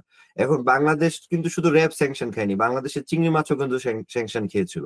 হ্যাঁ, যে চিংড়ি মাছের মধ্যে এক ধরনের জেলোটিন পদার্থ ঢুকায় হুম ওজন হুম। বাড়িয়ে আমেরিকাদের বিক্রি করার যখন চেষ্টা করলো, আমেরিকা বললো হ্যাঁ তুমি আনো চিংড়ি মাছ, কিন্তু বাংলাদেশ থেকে আনতে পারবে না, কারণ তাদের চিংড়ি মাছ স্যাংশন খেয়েছে। সো হ্যাঁ যেটা করা হয় যে মানে উৎপাদক কিংবা সাপ্লায়ার কিংবা রপ্তানিকারক দেশ বা ব্যক্তি বা প্রতিষ্ঠানকে কিন্তু বন্ধ করে দেওয়া হয়, তুমি ওর কাছ থেকে আনতে পারবে না। কিন্তু এছাড়া একজন ব্যবসায়ী, আমি চাইলে এখানে বসে চায়না থেকেও মাল আনতে পারি, তা বাংলাদেশ থেকেও আনতে পারি, যদি সে স্যাংশন না খায় তাহলে আমি যে কোনো জায়গা থেকে মাল আনতে পারি। এবং এখানে কিন্তু আপনার বিদ্যুৎ ব্যবস্থা বলেন, পানি ব্যবস্থা বলেন, আপনি মোবাইল ব্যবস্থা বলেন, এগুলো কিন্তু কোনোটাই গভর্নমেন্ট ওন না। হুম। আমাদের সবই কিন্তু প্রাইভেট। হ্যাঁ, আমাদের যে যা কিছু দেখছেন সবই প্রাইভেট, ফোন, ইন্টারনেট যা দেখতেছেন, মানে যত কিছু সবই কিন্তু প্রাইভেট, খাদ্য ব্যবস্থা সবই কিন্তু প্রাইভেট। কিন্তু সরকার শুধু বলে দেয় যে তুমি ওর কাছ থেকে নিতে পারবে না, কারণ হচ্ছে এই এই এই কুকর্মটা করেছে। সো বাংলাদেশে কিন্তু এরকম কোনো সুযোগ নেই। বাংলাদেশের গভর্নমেন্ট কিন্তু বলে দিচ্ছে না তুমি আনতে পারবা না, হ্যাঁ, তুমি আনতেই পারবা না। তুমি আনতে কেন পারবে আনতে না। পারবা না? কারণ হচ্ছে আমি আমার নিজেদের যে ব্যবসায়ী আছে তাদেরকে আমি তাদের অধিকার রক্ষা করতেছি। কিন্তু তারা যে বাজারে পণ্যর দাম বাড়িয়ে দিয়ে অতি মুনাফা করে তারা আমেরিকায় বাড়ি গাড়ি করতেছে, আমেরিকায় ব্যবসা করতেছে, দুবাই গিয়ে তারা গাড়ি বাড়ি করতেছে, সেটা তো তাদেরকে আর বাধা দেওয়া হচ্ছে না। তাদেরকে তো বাধা দেওয়া হচ্ছে এই দেশে করতে, যে না তুমি এই দেশে আনতে পারবা না। কিন্তু অন্য দেশে করলে কিন্তু ঠিকই তারা করতে পারতেছে। তো এই এই বিষয়গুলোকে আপনাদের পক্ষ থেকে, আপনাদের ক্যাবের পক্ষ থেকে মানে কোনো সুযোগ রয়েছে কিনা যে সরকারকে বোঝানো, যে হচ্ছে যে না এটা হয় আপনারা পুরো দায়িত্ব নেন, অথবা জনগণকে সুযোগ দেন, জনগণ যেন নিজেদের সমস্যা নিজেরাই সমাধান করতে পারে, না আমাদেরকে যেন আপনি জিম্মি করা না হয়। হ্যাঁ, ঠিক একটা রাইট রাইট পয়েন্ট করছেন। সেটা হলো যে যেমন ধরেন আমাদের মানে চিনি, সুগার, সয়াবিন তেল, তারপরে ধরেন গম, যেগুলো হয় এরকম বেশ কয়েকটি আইটেম আছে যারা মাত্র ইম্পোর্ট আর আমদানিকারক মাত্র গুটি কয়েকজন, দুই তিনজন, গুটি কয়েকজন। গুটি কয়েকজন। এর বাইরে অন্য কেউ আমদানিই করতে পারতেছে না। আপনি কোন দেশ থেকে আনবা, আনার বিষয়টা তো পরের বিষয়। আমাদের এখানে আসলে সিন্ডিকেট বলেন, মানে যোগসাজশ বলেন, অথবা কারসাজির কথা বলেন, এগুলো খুব ইজি ইজি ইজি ম্যাটার। এই যে ধরেন শুধু আমরা কিন্তু বারবার তাই না, যেমন চিনির সাথে কিন্তু ব্যাংকও জড়িত। আমি আমার এক হ্যাঁ ব্যাংকে। আমার এক ফ্যামিলি মেম্বার, উনি মানে বন্ধুর বড় ভাই, হ্যাঁ, আমি প্রতিষ্ঠানের নাম বলছি না, বাট উনারা বাংলাদেশের ওয়ান অফ দা, বলা যায় যে মানে চিনি আমদানিকারক আর কি। যখন জি জি। তারা চিনি আমদানি করতো, ইসলামী ব্যাংক কি করতো, তাদের এলসিটা আটকায় দিত। হ্যাঁ হ্যাঁ, এলসিটা আটকায় দিত। এলসিটা আটকায় দিলে কিন্তু এসালম যেহেতু ইসলামী ব্যাংকের মালিক, তারা কি মানে করতো, সুন্দর তারা পুরো মার্কেটটা, যদিও গুটি কয়েকজন আছে, হ্যাঁ, কিন্তু হ্যাঁ তারপরেও সেই ব্যবসাটা তারা করতে পারতো না। কারণ হচ্ছে ওই যেই সময় তারা এলসিটা ছাড়বে, ওই সময় এলসিটা আটকায় রাখতো, চিনি কিন্তু চিটাগাং পোর্টে এসে বসে থাকতো, বসে কিন্তু থাকতো। বাংলাদেশের ঢুকতো না। সেখানে সরকার, এবং দেখা যাচ্ছে যে সেই ব্যাংকও সেই ব্যক্তিও এলসি ছাড়া আনতে পারতেছে না। আবার সেই প্রতিষ্ঠানও হলো আপনার সেও ব্যাংকের মালিক, হ্যাঁ, সেও মিডিয়ার মালিক। সো এখানে বলারও কেউ থাকতেছে না, ব্যাংকও এলসি দিচ্ছে না, এবং যে যদি আমদানি করে বিক্রি করতে চায় সেও পারতেছে না। মানে এক ধরনের জিম্মি করে। এবং সরকারও কিন্তু তার ব্যতিক্রম না, যখন দেখলো না যে আইএমএফ এর একটা পেমেন্ট করতে হবে, তারা কিন্তু আর ওই ওই ধরনের ব্যবসায়ীর কাছে গেল না। তারা কিন্তু যেটা করলো, জনগণের উপরে শতাধিক পণ্যের উপরে কর বাড়িয়ে দিল। এবং না আরো আমরা তো একটা জিনিস, জি এই আমরা যে সেটাই বলছিলাম। এই এই যে ধরেন আপনি এতগুলি পণ্যের 12,000 কোটি টাকা যেগুলো বললেন, আমরা সরকার আদায় করার জন্য এটা ঘাটতি মেটানোর জন্য 12,000 কোটি টাকার ঘাটতি মেটানোর জন্য মানুষের উপর এরকম মানে ব্যাডের বোঝা চাপিয়ে দিলেন। আমরা বলছি যে 12 লক্ষ কোটি টাকা আদায় হবে যদি আপনার এই যে কর্পোরেট গ্রুপ যারা আছে তাদের কর ফাঁকির উৎসটা বন্ধ করেন, তাদের অ্যাসেসমেন্টটা সঠিক। ঠিক মতো করেন, তাহলে কিন্তু হয়ে যাচ্ছে। আপনি আপনি নিশ্চয়ই জানেন আমাদের এখানে শ্রেষ্ঠ করদাতা হলো ওই যে জর্দা ফ্যাক্টরির মালিক, ফ্যাক্টরির মালিক, পান বিক্রেতা। পান বিক্রেতা। আর এত বিশাল বিশাল হাজার হাজার কোটি টাকার মালিক যারা আছেন তারা কিন্তু ওই যে মানে তালিকার মধ্যেই নাই। তাহলে এটা কিভাবে সম্ভব? আমি খুব রিসেন্টলি কয়েকদিন আমি এই এনবিআর একটু মানে আমার যাতায়াত ছিল, আমি গিয়ে অবাক হয়ে গেলাম। সেখানে আপনার ধরেন প্রতিটা কর্পোরেট গ্রুপের এক একজন প্রতিনিধি কিন্তু ওখানে অ্যাসাইন করা আছে। হুম। মিডিয়ার আবার প্রতিটা গ্রুপের পক্ষ থেকে বেশ কয়েকজন মিডিয়া কর্মী অ্যাসাইন করা আছে, এবং কর্মকর্তাদের মধ্যেও কিন্তু এরকম অ্যাসাইন আছে, মানে সরকারি এনবিআর এর যারা কর্মকর্তা। কিভাবে কর ফাঁকি দেওয়া যায় সবগুলি পন্থা কিন্তু ওখানে তারা তৈরি করে রাখছে, এবং হাজার হাজার কোটি টাকা ওখান থেকে লোপাট হয়ে যাচ্ছে। আপনি যদি শুধুমাত্র ওগুলাইকেই মানে যদি বন্ধ করেন তাহলে কিন্তু আমাদের আর কিছুই করা লাগে না, না। পাবলিক টাকায় মানে ট্যাক্সই দেওয়া লাগবে না, এরকম একটা সিচুয়েশন। আমি দেখলাম যে বড় একটা উৎসব, বড় একটা মানে রমরমা কর ফাঁকির উৎসব হলো আমাদের এনবিআর এ বসায় রাখছে। আমি তো মানে এগুলা দেখে আমার কাছে ইয়ে লাগছে যে আসলে কি পরিমাণ একটা মানে চুরির উৎসব চলতেছে ওখানে। এবং এই যে আপনি ছাগলকাণ্ডের মতিউর রহমানের তো নাম শুনছেন, মানে জি। তার তার কারণে এই সরকারের একটা পরিবর্তন হলো। সে হাজার হাজার এরকম এনবিআর এর অলমোস্ট মোস্ট অফ দা মানে কর্মকর্তা এরকম হাজার হাজার কোটি টাকার মালিক, তারা কোত্থেকে আসলো? সরকার কেউ জিজ্ঞাসা করতেছে না এত টাকা সে পাইলো কোথায়। না, আমি আরেকটা বিষয় অবাক হয়েছি যে এক সার্ভিং ব্রিগেডিয়ার জেনারেল উনি ডাকাতি করতে গিয়ে ধরা হলো, তার বিচার হইলো। তো যার বাড়িতে ডাকাতি করতে গেছে সেই টাকাটা কোথায় এবং টাকার মালিকটাকে, তার কেন বিচার হচ্ছে না? তা কেন বিচার হচ্ছে না? হ্যাঁ, ঠিক আছে, আমি বুঝতে পেরেছি ব্রিগেডিয়ার জেনারেল বিচার হলো, কিন্তু উনি তো ডাকাতি করতে গেছে, ওনার কাছে যেহেতু ইনফরমেশন ছিল ওখানে টাকা আছে এবং এটা হরিমতির মাল হিসাবে উনি গিয়েছিল আর কি। হ্যাঁ, কিন্তু যেইখানে তার টাকা, কার টাকা, এই টাকাগুলো কোথায় বা এই টাকার মালিক কি? কোথেকে টাকা? কোথা থেকে এই টাকাগুলো আসলো? সেই টাকাগুলো না এনে তাহলে কিভাবে হচ্ছে আপনি চিন্তা করছেন যে মূসক বা ভ্যাট বাড়িয়ে আপনি আবার আবার আপনি চিন্তা করেন, আমরা বলতেছি সবার আগে কিন্তু বলছি ছাত্র জনতার আন্দোলন, সঠিক? হ্যাঁ ৫ই আগস্ট হ্যাঁ, হচ্ছে ছাত্র জনতা আন্দোলন। সেখানে বর্তমানে সমস্ত শিক্ষা পণ্যের উপরে মূল্য বৃদ্ধি হয়েছে। বই থেকে শুরু করে, খাতা থেকে শুরু করে, কলম থেকে কলম শুরু করে, কলম খাতা হ্যাঁ, এগুলোর প্রতি তো বেতন থেকে শুরু করে প্রত্যেকটা বিষয়ের উপরে কিন্তু মূল্য বৃদ্ধি করা হয়েছে। হ্যাঁ, তাহলে আপনি ছাত্র জনতার আন্দোলন বলতেছেন, আবার আপনি একই টাইমে আপনি আবার এই যে শিক্ষা পণ্যের উপর মূল্য বৃদ্ধি উপকরণ। করছেন, উপকরণগুলোর উপরে মূল্য বৃদ্ধি করছেন। এগুলোর কি আসলে কোনো প্রতিকার দেখছেন না? না, এটা হচ্ছে কি ধরেন আমাদের যারা মানে এই ছাত্র জনতার আন্দোলনে যারা লিড নিয়েছেন তারাও কিন্তু এই যে ধরেন তাদের তো তাদের পক্ষ থেকে তো এটা আসলে প্রতিবাদটা আসা উচিত ছিল করা যে উচিত ছিল। শিক্ষা উপকরণের উপর যদি আপনি ধরেন ট্যাক্স বাড়ানো হয়, ভ্যাট বাড়ানো হয়, তাহলে তো স্বাভাবিকলি এটা তারা ব্যবসায়ীদের দাম বাড়াবে। তাহলে এই সরকার তো যেহেতু মানে এই ছাত্র জনতার নেতৃত্বের কারণে এগুলা মানে আন্দোলনটা সফল হলো, সেই ক্ষেত্রে ছাত্রদের বিষয়গুলো কিভাবে কমানো যায়, ছাত্রদের এই ভোগান্তি কিভাবে কমানো যায়, সেই বিষয়টা তো অগ্রাধিকার দেওয়া দরকার ছিল, এবং প্রতিবাদটুকু তাদের কাছ থেকে আসা দরকার ছিল। আমরা তো তাদের কাছ থেকে সেরকম প্রতিবাদ দেখি নাই, অথবা বিষয়গুলো সেরকম হয় নাই। তো এটা এমনও হতে পারে যে যেহেতু এখন ধরেন তারা আসলে বিভিন্ন মতাদর্শে বিভিন্ন ভাবে অনেকে বিভিন্ন ডাইভার্টেড হয়ে যাচ্ছে, সেটার কারণে আসল যে বিষয়টা মানে আন্দোলন বা এটা বিপ্লবের থেকে আমরা ছিটকে পরবর্তী পড়তেছি। ছিটকে পড়তেছে অবশ্যই এরকম। ছিটকে পড়তেছে। আপনি যদি সংস্কারটা খেয়াল করে থাকেন, যদিও আজকের বিষয়ের বাইরে বিষয়টা নিয়ে আলোচনা করছে, আমি দেখলাম যে আমাদের নির্বাচন কমিশনের সংস্কারে বলা হয়েছে যে ছাত্রদেরকে কিংবা তরুণদেরকে কোঠাতে সংসদ সদস্য দেওয়া হবে। উনারা কি ভুলে গেছে টোটাল আন্দোলনটাই ছিল কোঠা বিরোধী? ওটা বিরোধী না, তাহলে ওগুলা করেই সেক্ষেত্রে তো, এগুলা আবার করেই তো নতুন সংস্কার কেন আসতেছে? এটা করেই তো আসলে করা হচ্ছে কি ওই যে যারা ছাত্র তাদেরকেও তো আসলে ডাইভার্ট করার চিন্তা করা হচ্ছে। এখন ধরেন মানে এটা তো দরকার ছিল যে আমাদের ছেলে যারা পড়াশোনায় আছে তারা যেন পড়াশোনায় মনোনিবেশ করতে পারে, সে যেন সত্যিকার অর্থে যে মানুষ হতে পারে। আগে তো তাকে মানুষ হতে পারে। তাকে গড়ে উঠতে হবে, সে যদি গড়ে না ওঠে আপনি তাকে অন্যদিকে ডাইভার্ট করেন তো তাহলে হবে কি সে আমরা ভালো মেধাবী ইঞ্জিনিয়ার পাবো না, ভালো ডাক্তার পাবো না, ভালো মানে প্রশাসক পাবো না, এরকম।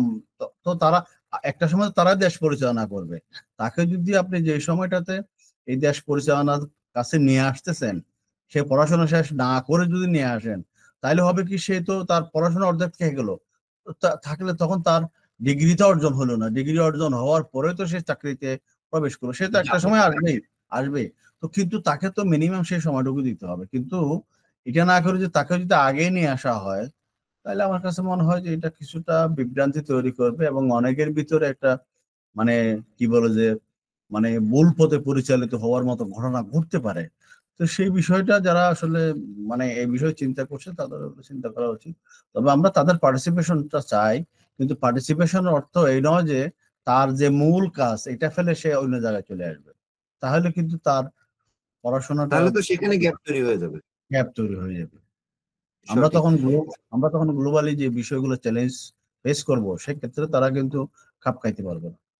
না, আমরা যেরকম দেখেছি একের পর এক অটো পাস দেয়া হয়েছে, বিভিন্ন ইয়া হুম, করা হয়েছে, হুম, এটাতে হুম। কিন্তু আমাদের জাতির অলরেডি অনেক ক্ষতি হয়ে গেছে। অনেক ক্ষতি আবার হয়েছে যদি এবং ওই সময়টাতে বিপুল অনেক সময় কিন্তু পড়াশোনা হয় নাই। না, স্কুল কলেজ গুলোতে পড়াশোনা হয় নাই, পড়াশোনার বিশাল ক্ষতি হয়েছে। তো এই বিষয়গুলো তো একটু চিন্তা করা উচিত ছিল, আগে এই ক্ষতিটা পুষিয়ে নেওয়া। ছাত্রদের মূল কাজ হলো জ্ঞান অর্জন, সে জ্ঞান অর্জন না করলে সে আমরা কন্ট্রিবিউট করবে কিভাবে? সঠিক। যেখানে শিক্ষায় জাতির মেরুদণ্ড, মেরুদণ্ড না থাকলে তো কোনো জাতি সোজা হয়ে দাঁড়াতেও পারবে না। আবার একইভাবে আমরা দেখতেছি যেখানে হচ্ছে দ্রব্যমূল্যের, নিত্য প্রয়োজনীয় দ্রব্যমূল্যের দাম বৃদ্ধি পাচ্ছে, বিভিন্ন বিষয়ে ভ্যাট আদায় করা হচ্ছে, মোবাইল থেকে ইন্টারনেট থেকে শুরু করে সবকিছুর খরচ বাড়ানো হচ্ছে। তো সেখানে আবার সরকারি কর্মকর্তাদেরকে মহার্ঘ ভাতা, যেখানে আমরা এগুলো বাড়ানোর কারণ হচ্ছে আমরা আমাদের দায় পরিশোধ করতে পারতেছি না। তাহলে দায়ী তো মানে যদি আমরা সরকারি কর্মকর্তা কর্মচারী বলি, তো আসলে কর্তা তো সবাই তো জনগণ, পাবলিক সার্ভেন্ট। হ্যাঁ, তো যেখানে যারা তাদের তাদের মালিক যেখানে না খেয়ে আছে, যেখানে মালিক তারা চলতে পারতেছে না, সেখানে সেই পাবলিক সার্ভেন্টদেরকে আবার মহার্ঘ ভাতা দেওয়ার একটা পরিকল্পনা চলছে এই জনগণের উপরে কর বাড়িয়ে। তো এটাকে আপনারা কিভাবে দেখছেন? না, এটা এটা আসলে মানে আমি তো প্রথম দিকে আপনাকে বললাম, বিগত সরকারের পথেই ওরা এই সরকার হাঁটছে। যেমন বিগত সরকারও অনেকভাবে আপনার ধরেন সরকারি কর্মকর্তাদের বেতন ভাতা বাড়ানো, তাদেরকে বিভিন্ন ধরনের সুবিধা দেওয়া, বিভিন্ন বোনাস দেওয়া, বৈশাখী ভাতা, কত ধরনের ভাতা প্রচলন করছিল। তো যেটার কারণে আসলে বেসিক্যালি তো আমাদের লাভ তো হয় নাই। এখন এই সরকারও চিন্তা করছে আগে যেভাবে সরকারি কর্মকর্তাদেরকে বিভিন্ন ধরনের প্রণোদনা দিয়ে মানে রাখা যায়, সেরকম চিন্তা থেকে হয়তো এটা করছে। তবে যেহেতু সরকার এখন বলছে আমার অর্থনৈতিক অবস্থা ভঙ্গুর, সেই জায়গাতে আমরা মানে খরচ কমানোর একটা চিন্তা, ব্যয় সাশ্রয়ী এটা চিন্তা করছে। সেখানে মহার্ঘ ভাতা দেওয়া সরকারি 20 লাখ কর্মকর্তার 20 লাখ মানুষ সরকারি কর্মকর্তাদের জন্য, কর্মচারীদের জন্য এই ধরনের বিষয়গুলো চিন্তা করা কিন্তু আসলে এটা মানে আমাদের জাতিতে আবার মূল্যস্ফীতির বড় ধরনের একটা ধাক্কা একই রাখতে পারে। সাথে কারণ আপনি বলছেন আমার সরকারি লোকরা কাজ করছে না, আপনি বলছেন যে ঠিক আছে উপরে মন্ত্রীরা পরিবর্তন হয়েছে, নিচে পরিবর্তন হয় না, তো কাজ না করানো, তো আমার তো মনে হয় কাজ না করলে তাদের বেতন কেটে দেওয়া উচিত। হ্যাঁ, তো না সেখানে এখন আপনি ইনসেনটিভস করতেছেন যে হ্যাঁ, ঠিক হ্যাঁ, আছে তোমাদের কারো বেতন বাড়িয়ে দিলাম, তো কেন তারা কাজ করবে? না ওইটাই আমার ওইটাই যেটা ওইটাই হলো আমার আরেকটা যেটা বড়, হিসাব যে আরেকটা বড় প্রবলেম, আপনি যদি বড় সঠিক প্রবলেম, থাকেন। বড় প্রবলেম হচ্ছে আপনি সরকারি কর্মকর্তাদের বেতন বাড়াই দিলেন, মহার্ঘ ভাতা দিলেন, ইনফরমাল সেক্টরে তো আমাদের আরো বড় অংশ। আপনি সরকারি কর্মকর্তা আমরা হিসাব করে দেখছি তো হয়তো 20 লাখ হবে, কিন্তু আমার ধরুন 2 কোটির উপরে ইনফরমাল সেক্টরের শ্রমিক আছে, তারা তো আর বেতন বাড়বে না। তাহলে বৈষম্য মানে তারা তো মহার্ঘ ভাতা পাবে না। তো তাহলে কিন্তু এই যে মানে সরকারি কর্মকর্তারা কর্মকর্তা, বেসরকারি কর্মকর্তারা কর্মকর্তা, সরকারি বেসরকারি, তো তাহলে তো তাদের ভিতরে একটা ডিফারেন্স, একটা বৈষম্য কিন্তু তৈরি হয়ে যাচ্ছে। অর্থনীতিতে একটা বিরূপ প্রভাব আসবে, এটার বাইরে এটা বৈষম্য কিন্তু তৈরি হয়ে যাবে। সরকারি কর্মকর্তাদের বেতন ভাতা কোনো সময় প্রবলেম হয় না, তাদের চাকরি তেমন একটা যায় না। আমরা দেখি যে প্রতিনিয়ত আমাদের এখানে গার্মেন্টস শ্রমিক রেশন যারা আছে, ফ্রি থাকার জায়গা আছে, সবই আছে, আছে, অনেক কিছু আছে, কিন্তু আমাদের সরকারি বেসরকারি কোয়ার্টার আছে, তাদের কোনো দরকার নেই। বরং আরো সেটা কমানো উচিত, কারণ তারা কাজ করেনি এবং এই আন্দোলনে ম্যাক্সিমাম সরকারি কর্মকর্তাই এই আন্দোলনের বিরোধিতা করেছে। বিরোধিতা করেছে, হ্যাঁ তারা বিরোধিতা মাঠেও আসে না করেছে। এবং দেশ গড়ার পিছনে তাদের অবদান নেই বললেই চলে। এবং এবং আরেকটা জিনিস হলো যে আপনি তো দেশের বাইরে ছিলেন, আমরা তো দেশে আছি, আমরা দেখলাম যে ওই সময়টাতে সরকারি কর্মকর্তাদের আচরণ দেখলে আপনি মনে করতেন যে তারা রাজা, আমরা আমরা হলাম প্রজা। প্রজা। একদম। আমি sir sir sir sir, madam madam এরকম করে মানে কাছেই যাওয়া যায় না, কথাই বলা যায় না। তো এরকম একটা মানে ট্রেডিশনাল, তারা যে আমাদের ট্যাক্সের টাকায় চাকরি করে, মানে সেই বিষয়গুলো তাদের ভিতরে ছিল না, না, যেটার আমি কারণে আমি এটা তো অবাক হই। আমি একটু আপনার সাথে আলোচনা করে আমার খুব ভালো লাগছে আর কি, টপিকস গুলো একদম আমার মনের মতো হচ্ছে। নাজির হোসেন সাহেব, আপনি একটা জিনিস চিন্তা করেন যে পাবলিক বিশ্ববিদ্যালয়ে যারা পড়ে, হ্যাঁ, তারা কি ভুলে গেছে যে তাদেরকে যে তার সামনে যে রিক্সা চালক, সেও তার টাকা দিয়ে, তার ভ্যাটের মুসুকের টাকা দিয়ে বা ইয়া দিয়ে কিন্তু তার বেতনটা হচ্ছে। জি, হ্যাঁ, ইভেন আপনি আমেরিকাও যদি চিন্তা করেন, এখানে বিশ্ববিদ্যালয় কিন্তু ফ্রি না। জি না, হ্যাঁ। আপনি ওখানে কলেজ পর্যন্ত আপনি পড়াশোনা করতে পারেন। হ্যাঁ, কলেজের নিচে আর কি, মানে হাই স্কুল পর্যন্ত, আমরা কলেজটা হাই স্কুল বলি, এখানে পড়তে পারেন, জি, কিন্তু বিশ্ববিদ্যালয় কিন্তু ফ্রি না। আপনাকে লোন দেয়, সরকার লোন দেয়, যে তুমি আমার কাছে লোন নাও, যেদিন তুমি চাকরি পাবা সেদিন তুমি আমাকে ফেরত দিবা। ফেরত দেবে, হ্যাঁ। হ্যাঁ, না, সেদিন ফেরত দিবা, কিন্তু বাংলাদেশে সেটাই কিন্তু বলতেছি, সেটাই বলতেছি, আমাদের ধরেন যারা এরকম মানে পাবলিক বিশ্ববিদ্যালয় থেকে এরকম পড়াশোনা করছে, আমাদের তো আপনি শুধু বিশ্ববিদ্যালয় বলেন বা মেডিকেল কলেজ বলেন, ইঞ্জিনিয়ারিং ইউনিভার্সিটি বলেন, সব জায়গাতে তো পাবলিক বিশ্ববিদ্যালয় অনেক। তো সেই জায়গা থেকে, তো পাবলিক বিশ্ববিদ্যালয় মানে তো হলো জনগণের ট্যাক্সের টাকা, করের টাকা। জনগণের ট্যাক্সের এখানে টাকা, এবং তাদের কি দায়বদ্ধতা কাজ করে না, যে মনে করেন আমি না, না, জনগণের না, ট্যাক্সের টাকায় পড়তেছি, হ্যাঁ, এবং আমাকে এটা ফেরত দিতে হবে, না, ওটা যেহেতু ফিলিংসই তো নাই।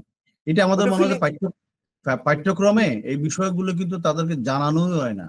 আমি জানানোই হয় না, যে তোমার জানানো, তোমার কাদের প্রতি, তোমার দেনা কার প্রতি, এই তার জাতির প্রতি। তুমি যে পড়াশোনা করছো, সরকারি স্কুলে পড়ছো, সরকারি কলেজে পড়ছো, সরকারি বিশ্ববিদ্যালয়ে পড়ছো, তোমার শিক্ষার পিছনে এদেশের মানুষের, প্রত্যেকটা মানুষের অবদান রয়েছে। এবং তারা কিন্তু এই পাবলিক বিশ্ববিদ্যালয়ে পাশ করে আমেরিকায় আসছে, লন্ডন আসছে, বড় বড় ডিগ্রি করতেছে বলে। আমি ঢাকা বিশ্ববিদ্যালয়ের স্টুডেন্ট ছিলাম, আমি এটা বুয়েটের এটা স্টুডেন্ট ছিলাম, এটা বাট এই আপনি জন্য আমি বুয়েটে আপনি লোন নিয়েছেন ভাই বাংলাদেশ থেকে, হ্যাঁ, হ্যাঁ, হ্যাঁ, এটা আমি এই এই জন্য অবদানটা বললাম যে কোথায়? একটু আগে এই জন্য আমি আপনাকে বলতেছিলাম, সেটা হলো যে আমাদের যে পাঠ্যক্রমে কোনো একটা জায়গায় গ্যাপ আছে। সেটা হলো যে বিশাল গ্যাপ মানে রয়েছে। হ্যাঁ, বিশাল গ্যাপ রয়েছে। আমি যে জনগণের ট্যাক্সের টাকায় আমার পড়াশোনা, আমার বই পুস্তক, আমার কারিকুলাম সবকিছু হচ্ছে, এই বিষয়টা আমরা আমাদের স্টুডেন্টদেরকে আমরা জানাতে পারি নাই, আমরা বলতে পারি নাই, অথবা তাদের ভিতরে এই ফিলিংসটা গ্রুপ হতে পারে না। আমাদের জনগণের প্রতি দায়বদ্ধতা আছে। যেমন ধরুন এই যে আমরা ধরুন 5ই আগস্টের যে আন্দোলন, এটা কিন্তু আমরা বলছি ছাত্র জনতার আন্দোলন, কিন্তু একটা গ্রুপ এটাকে মিসলিড করে বলে যে ছাত্রদের আন্দোলন। এটা তো আসলে ছাত্র একা করে নাই। এটা করে নাই। বাংলাদেশে আপনি ধরেন 4 তারিখে 5 তারিখে অথবা ঢাকায় যে ইয়েটা দেখছেন, দেখবেন যে আমি প্রত্যক্ষদর্শী, তার ক্ষমতাসীন দলের নেতার ছেলে সে আন্দোলনে চলে গেছে মা বাপকে না জানিয়ে। না পরে জানিয়ে হয়েছে, পরে অনেক ঘটনা পরে ঘটে। করলো কি, মা চলে গেছে খাবার নিয়ে, যে তার ছেলে চলে গেছে, মা মা চলে গেছে ছেলের খোঁজে। এখন বউ যখন গেছে, ওই জামাই চলে গেছে বউ খোঁজার জন্য, কিন্তু সে ক্ষমতাসীন দল সে আন্দোলন সমর্থন করে নাই, সে কিন্তু কিন্তু মাঠে চলে রাস্তায় গেছে, নেমে গেছে। রাস্তায় নেমে গেছে। কেন গেছে? যে তার ফলটা যেন নিরাপদ থাকে, তার ফলার গায়ে যেন গুলি না লাগে। এরকম ঘটনা আমি একদম অহরহ দেখেছি। তো এখন এইগুলা ক্ষেত্রে ধরেন আপনি কোন একটা পার্টিকুলার পক্ষে কেউ এটা করেছে সেগুলো বলতে পারবো না, কারণ হলে যেখানে সবার সমর্থন ছিল, এবং বাংলাদেশে 18 কোটি মানুষ, গুটি কয়েক লোকজন ছাড়া সবাই কিন্তু আন্দোলনটাকে সমর্থন করেছেন। তো এই আর বিষয়টাকে সত্যি কথা, আপনি ইন্টারপ্রেট যখন করেন, দেশের বাইরে যারা সমর্থন করেছেন, দেশের ভিতরে অনেকে অবশ্যই আন্দোলনে আপনার যায় নাই। আপনাদের বাংলাদেশের সেনাপ্রধান প্রথম দরবার ডাকলো কবে জানেন? আপনার 3ই আগস্ট প্রথম হ্যাঁ, দরবার ডাকলো। আর 2রা আগস্ট যুক্তরাষ্ট্র থেকে আমাদের পররাষ্ট্রমন্ত্রী একটা নোটিশ জারি করে। 2রা আগস্ট আপনি যদি গুগলে সার্চ দেন বা এটিএন বাংলা নিউজ দেখেন এবং বিভিন্ন চ্যানেলে, 2রা আগস্ট। এবং আমরা 26শে জুলাই থেকে এইটার জন্য 22 জন কংগ্রেসম্যান এবং সিনেটর, একজন কংগ্রেসম্যানের সাথে হাসিনা 26 দিন থেকেও দেখা করতে পারে নাই। সেখানে আমরা প্রত্যেকটা কংগ্রেসম্যান সিনেটরদের সাথে দেখা করেছি, এবং তাদের মধ্যে 22 জন স্বাক্ষর করেছিল এই চিঠিতে, এবং যে চিঠিটা 2রা আগস্ট সেনাপ্রধানের সহ পুরো বাংলাদেশে একটা আমেরিকান পররাষ্ট্রমন্ত্রী, পররাষ্ট্র সেক্রেটারি উনি পাঠায়, আমাদের এখানে মন্ত্রীকে সেক্রেটারি বলে, এবং তার উপরে প্রেসিডেন্ট, আর কেউ নেই। পররাষ্ট্র সেক্রেটারি যখন পাঠায় তখন বাংলাদেশ সেনাবাহিনী দরবার হল ডাকতে বাধ্য হয়। হ্যাঁ যে আর আমরা পারছি না। তো এবং আমরা প্রবাসীরা, আপনি বাংলাদেশের প্রবাসী, বাংলাদেশে যেমন জানে যে বের হলে গুলি করবে, দুবাইয়ের যারা প্রবাসীরা মাঠে নেমেছিল, হ্যাঁ 57 জন গ্রেপ্তার হয়েছে, হ্যাঁ হ্যাঁ তারা হ্যাঁ জানে দেশে আন্দোলন করলে আর জীবনও জেল থেকে বের হইতে পারবে না। বাট ওখানে আন্দোলন করে লাভ কি? কিন্তু লাভ নাই। তারপরে ওই যে মনের যে আবেগ, আবেগে পাবে বের হয়ে গিয়েছে। না। আমাদের এটা এই তো এটা তো একটা সমর্থন, সাহস জুগিয়েছে আমাদের বাইরে যারা আছে তারা যেভাবে বিষয়টাকে ওন করেছেন, মানে এটা তো সঠিক। একটা বড় সাহস এবং জুগিয়ে তো। এবং হচ্ছে আমাদের বস্টন আমি ওই লিগে, জন্য ওটা বলছিলাম যে আসলে মানে এখানে আমাদের ইন্টারপ্রিটেশনের মধ্যে কিছুটা জায়গায় গ্যাপ আছে, যার কারণে এই যে ধরেন আমাদের মানে স্টুডেন্টদেরকে, আমাদের বাচ্চা যারা পড়াশোনা করতেছে তাদেরকেও আমরা সেই বিষয়টা পরিষ্কার করতে পারি নাই যে আমি জাতির প্রতি আমার দায়বদ্ধতা আছে, লায়াবিলিটিস আছে, এবং এই দেশের আবহাওয়া, এই দেশের প্রকৃতি, এই দেশের পরিবেশ, এই দেশের মানুষের সমর্থন সবকিছু দিয়ে কিন্তু আমি আজকে এই পর্যায়ে আসি। আমি মাস্টার ডিগ্রি পাস করেছি, আমি পিএইচডি করেছি, আমি যাই করেছি। তো এখন আমার দায়িত্ব হলো জাতির প্রতি। এগুলা কিন্তু আমাদের হয়তো আমাদের এগুলা মানে আমাদের কারিকুলামে না থাকার কারণে এগুলো হচ্ছে, অথবা সরকারি যারা কর্মকর্তা তাদেরকে বোঝানো হয়েছে যে তুমি সরকারি কর্মকর্তা হয়েছো, এখন তুমি হবে রাজা, অন্য যারা তুমি সে আবার প্রজা। রাজা বাকিরা প্রজা। হ্যাঁ। তুমি তো ঢাকা এই যে বিশ্ববিদ্যালয়ের ছাত্র, তুমি কিং, হ্যাঁ এলাকার তুমি হ্যাঁ নায়ক। হ্যাঁ, হ্যাঁ তুমি বাংলা সিনেমার নায়ক, তুমি চলবা, তোমার আর কোনো কিছু চিন্তা করার দরকার নেই, তোমার লাইফ ডান, তুমি ঢাকা বিশ্ববিদ্যালয়ে ভর্তি হয়েছো তো বা তুমি এগুলোর কারণে, বুয়েটে ভর্তি হয়েছো। না এগুলোর কারণে মানে কনসেন্ট্রেশনটা অন্য জায়গায় চলে মানুষের যায়। ভিতরে মৌলিকতাটা আর তৈরি হয় না। যে তাদের যেহেতু একটা দায়বদ্ধতা নেই, তারা যদি জানে যে না, আমার কাছে জনগণের কাছে আমার দায়বদ্ধতা আছে, তারা আমার জন্য কাজ করেছে, তখনই কিন্তু একটা দেনা পাওনার বিষয় মনে থেকে তৈরি হয়। সরকারি কর্মকর্তারা যখন তারা তখন জনগণের ট্যাক্সে বাড়িয়ে তারা নিজেদেরকে মহার্ঘ ভাতা দিচ্ছে, তাদের কোনো যায় আসে না। কারণ তারা না নিজেদেরকে রাজা মনে করতেছে যে আমি কর বাড়িয়ে আমি জনগণের কাছ থেকে নিলাম, হ্যাঁ আমি আদায় করে নিলাম। কিন্তু এটা কিন্তু আসলে এভাবে হওয়া উচিত না। উচিত যেটা, সেটা হচ্ছে যে মানুষের জন্য যারা কাজ করছে, মানুষের জন্য যারা মানুষের বেতন নিয়ে কাজ করছে, মানুষের টাকা নিয়ে কাজ করছে, তাদেরকে মানুষের কাছে ফিরে গিয়ে মানুষের কল্যাণে কাজ করা। তাহলে কিন্তু আমার মনে হয় বাংলাদেশের যে আপনার কনজিউমার রাইটস বলেন বা হচ্ছে যে আপনার মানে যোগ্য দামে যোগ্য পণ্য বলেন, সেটা নিশ্চিত করা সম্ভব হবে। আপনি দুই দিক দিয়ে শাখের করাতের মতো কাটছেন। এদিকে হলো জনগণ যদি করার চেষ্টা করে, কিংবা ডাল ভাতের মতো কর্মসূচি যখন বিডিআর নিয়ে করার চেষ্টা করছে, আপনি সেগুলোকে পালন না করে দমন করছেন। জনগণ করলে আপনি বিভিন্ন আইন কানুন দিয়ে তাকে আটকে দিচ্ছেন। আবার আপনি আপনার অলিগারদের দিয়ে ব্যবসা করতে দিচ্ছেন, আবার দোষ দিচ্ছেন যে অলিগাররা। আপনি এই যে সকল যে ঝামেলা, এটা থেকে আপনার কাছে কি মনে হয় আমাদের মুক্তির উপায়টা আসলে কি? কিভাবে আমরা এই জট থেকে বের হইতে পারি?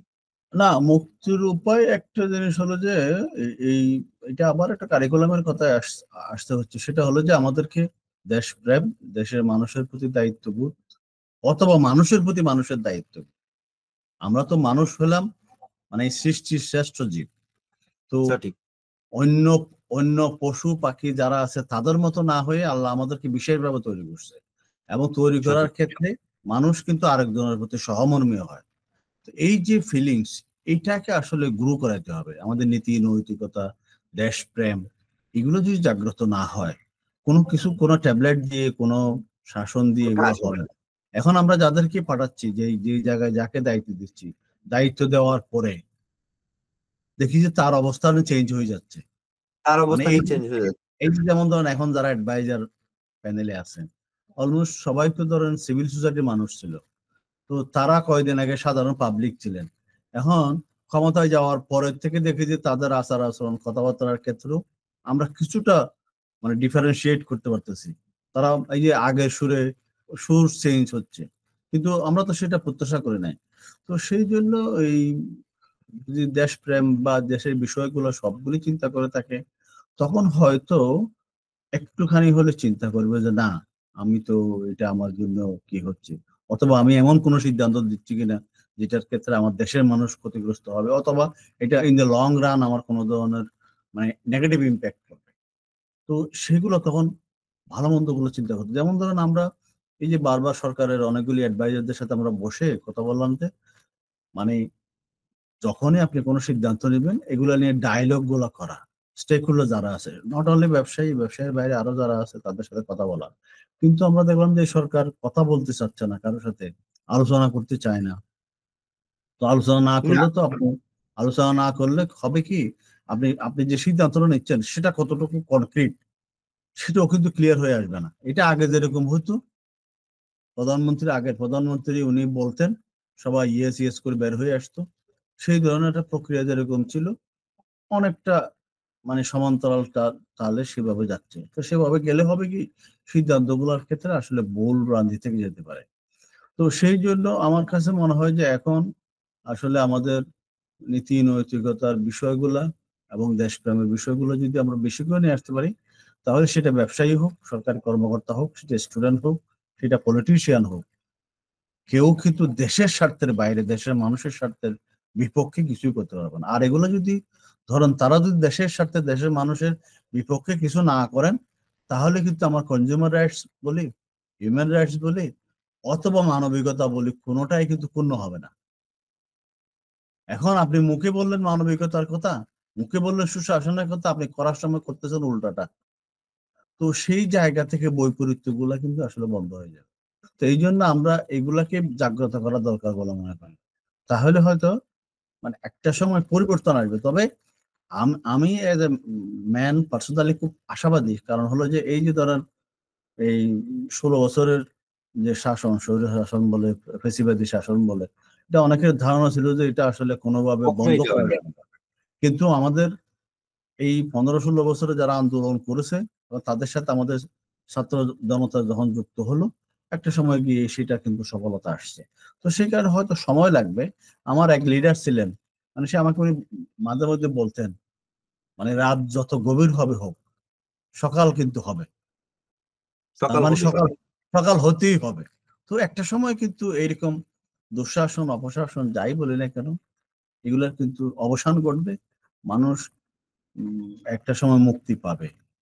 তো সেই জন্য আমি আশাবাদী হতে চাই যে আমাদের ব্যবসায়ীরা একটা সময় বিষয়গুলো চিন্তা করবে। কারণ আজকে যিনি ব্যবসায়ী, সে তো ধরুন আমেরিকায় গিয়ে সে কিন্তু প্রবাসী হচ্ছে, সে বেড়াতে যাচ্ছে, সে কনফারেন্সে যাচ্ছে, সে অন্য কোনো জায়গায় যাচ্ছে, সে ওখানে গিয়ে ক্রেতা, এখানে হয়তো তার ব্যবসা বাণিজ্য আছে। ধরেন চট্টগ্রামে যার বাড়ি, সে ঢাকায় এসে তো কিন্তু সে কিন্তু ইয়ে হচ্ছে, মানে ক্রেতা। ক্রেতা হচ্ছে, অতি- সার্ভিস দিচ্ছে। তো তো সে তো সব জায়গায় ব্যবসায়ী হচ্ছে না। অনেক জায়গায় ধরেন একটা একটা ভদ্রলোক ৫টা পণ্যের ব্যবসা করে, তাকে ৫০টা পণ্য কিন্তু কিনতে হচ্ছে, কিনতে ৫০টা হচ্ছে। সেবা তাকে দিতে হচ্ছে। তো সে যদি তার জায়গায় দায়িত্বশীল হয়, আরেকজনের জায়গায় দায়িত্বশীল হয়, তাহলে কিন্তু আমাদেরকে সারাক্ষণ ভোক্তা অধিকার, মানুষের অধিকার এগুলা নিয়ে কথা বলতে হয় না। সেই কথা বলা জায়গা থেকে হয়। আমরা কিন্তু মুক্তি পেতে পারি। এখন আমাদেরকে অনেকে অপছন্দ করেন, অনেক ব্যবসায়ীরা বলে যে নাজর ভাই আপনি তো সারাক্ষণ ব্যবসায়ীদেরকে গালি দেন, ব্যবসায়ীদের খারাপ বলেন। আমি যে ভাই আপনি যদি, আপনারা যদি ঠিক হন, আপনারা যদি দায়িত্বগুলো পালন করেন ঠিক মতো, চেষ্টা করেন, তাহলে আমাকে তো আর বাড়তি করে বলতেও হয় না যে অমুক ব্যবসায়ী এরকম একটা কিছু করতেছে। তো আমি এরকম খারাপ মানুষ হিসেবে কিন্তু তখন কিন্তু মানে তাদের কাছে পরিচিত হতাম না, যদি তারা ঠিক মতো কাজগুলো করতো। কাজ তো করতো। জি, তাদের দায়িত্বগুলো পালন করতে। তো সেই জন্য তারপর আমি আশাবাদী হতে চাই যে আসলে একটা সময় পরিবর্তন আসবে। আমরা যে আন্দোলন করছি, মানুষের অধিকারের কথা বলছি, মানুষের ভোক্তার অধিকারের কথা বলছি, এটাও একটা সময় এফেক্টিভলি কার্যকর হবে। এখন যারা জেনারেশন, জেড জেনারেশন, যে জেনারেশন, তারা কিন্তু আসলে অনেক ক্ষেত্রে আমরা মনে করি যে তারা অনেক বেশি সোচ্চার, অনেক বেশি সচেতন, এবং তাদের এই সচেতনতা একটা সময় হয়তো আমাদের এই পুরো মাইন্ডসেটটাকেও চেঞ্জ করতে পারে। ধন্যবাদ এস এফ নাজির হোসেন, আপনার মূল্যবান আলোচনা আমাদের সাথে করার জন্য। আমাদের দর্শকরা অনেক বিষয় আজকে জানতে পেরেছেন। মূলত হচ্ছে যে বাংলাদেশ আমাদের আসলে করণীয় কি, বা কিভাবে আমরা, মানুষ বেঁচে থাকে আশায়, বেঁচে থাকে ভালোবাসায়, এবং আমরা আশা করি মানুষের মধ্যে সেই বিবেক বোধ জেগে উঠবে, যাতে হচ্ছে যে প্রত্যেককে আমরা দেশকে ভালোবাসি এবং আমরা দেশের মানুষ আশাবাদী। আমরা অতীতে অনেক সমস্যা একত্রিত হয়ে সমাধান করেছি। ইনশাল্লাহ আমরা ভবিষ্যতেও আমাদের ঐক্যতা, আমাদের সততা, আমাদের নিষ্ঠা, দেশের প্রতি ভালোবাসা সকল সমস্যার সমাধান করবে। এবং এস এম নাসির হোসেনকেও আমরা ধন্যবাদ জানাই তাদের ক্যাবের মতো একটি প্রতিষ্ঠান বাংলাদেশে পরিচালনা করার জন্য, যাতে যেটি মানে তাদের আহ, অনেক স্বল্প পরিসরে সরকার থেকে সুবিধা থাকলেও তাদের কার্যক্রম স্বল্প না, তাদের ব্যাপক কার্যক্রম রয়েছে পুরো বাংলাদেশে। তারা বাংলাদেশের মানুষকে নিয়ে ভাবছে, মানুষকে নিয়ে কাজ করছে। এই জন্য আমরা জেড টিভির পক্ষ থেকেও তাদের কাছে কৃতজ্ঞতা প্রকাশ করেছি, এবং আমরা তাদেরকে ধন্যবাদ জানাই, এবং তাদের কার্যক্রম পরিচালনার জন্য আমাদের জেড টিভির পক্ষ থেকে সর্বাত্মক সহায়তা থাকবে, যাতে হচ্ছে আমরা মানুষের পাশে থাকতে পারি। এই কমিটমেন্ট দিয়ে আজকে অনুষ্ঠান শেষ করছি। আমি মুসাফির ফারদিন, বস্টন ম্যাসাচুসেটস থেকে। আসসালামু আলাইকুম।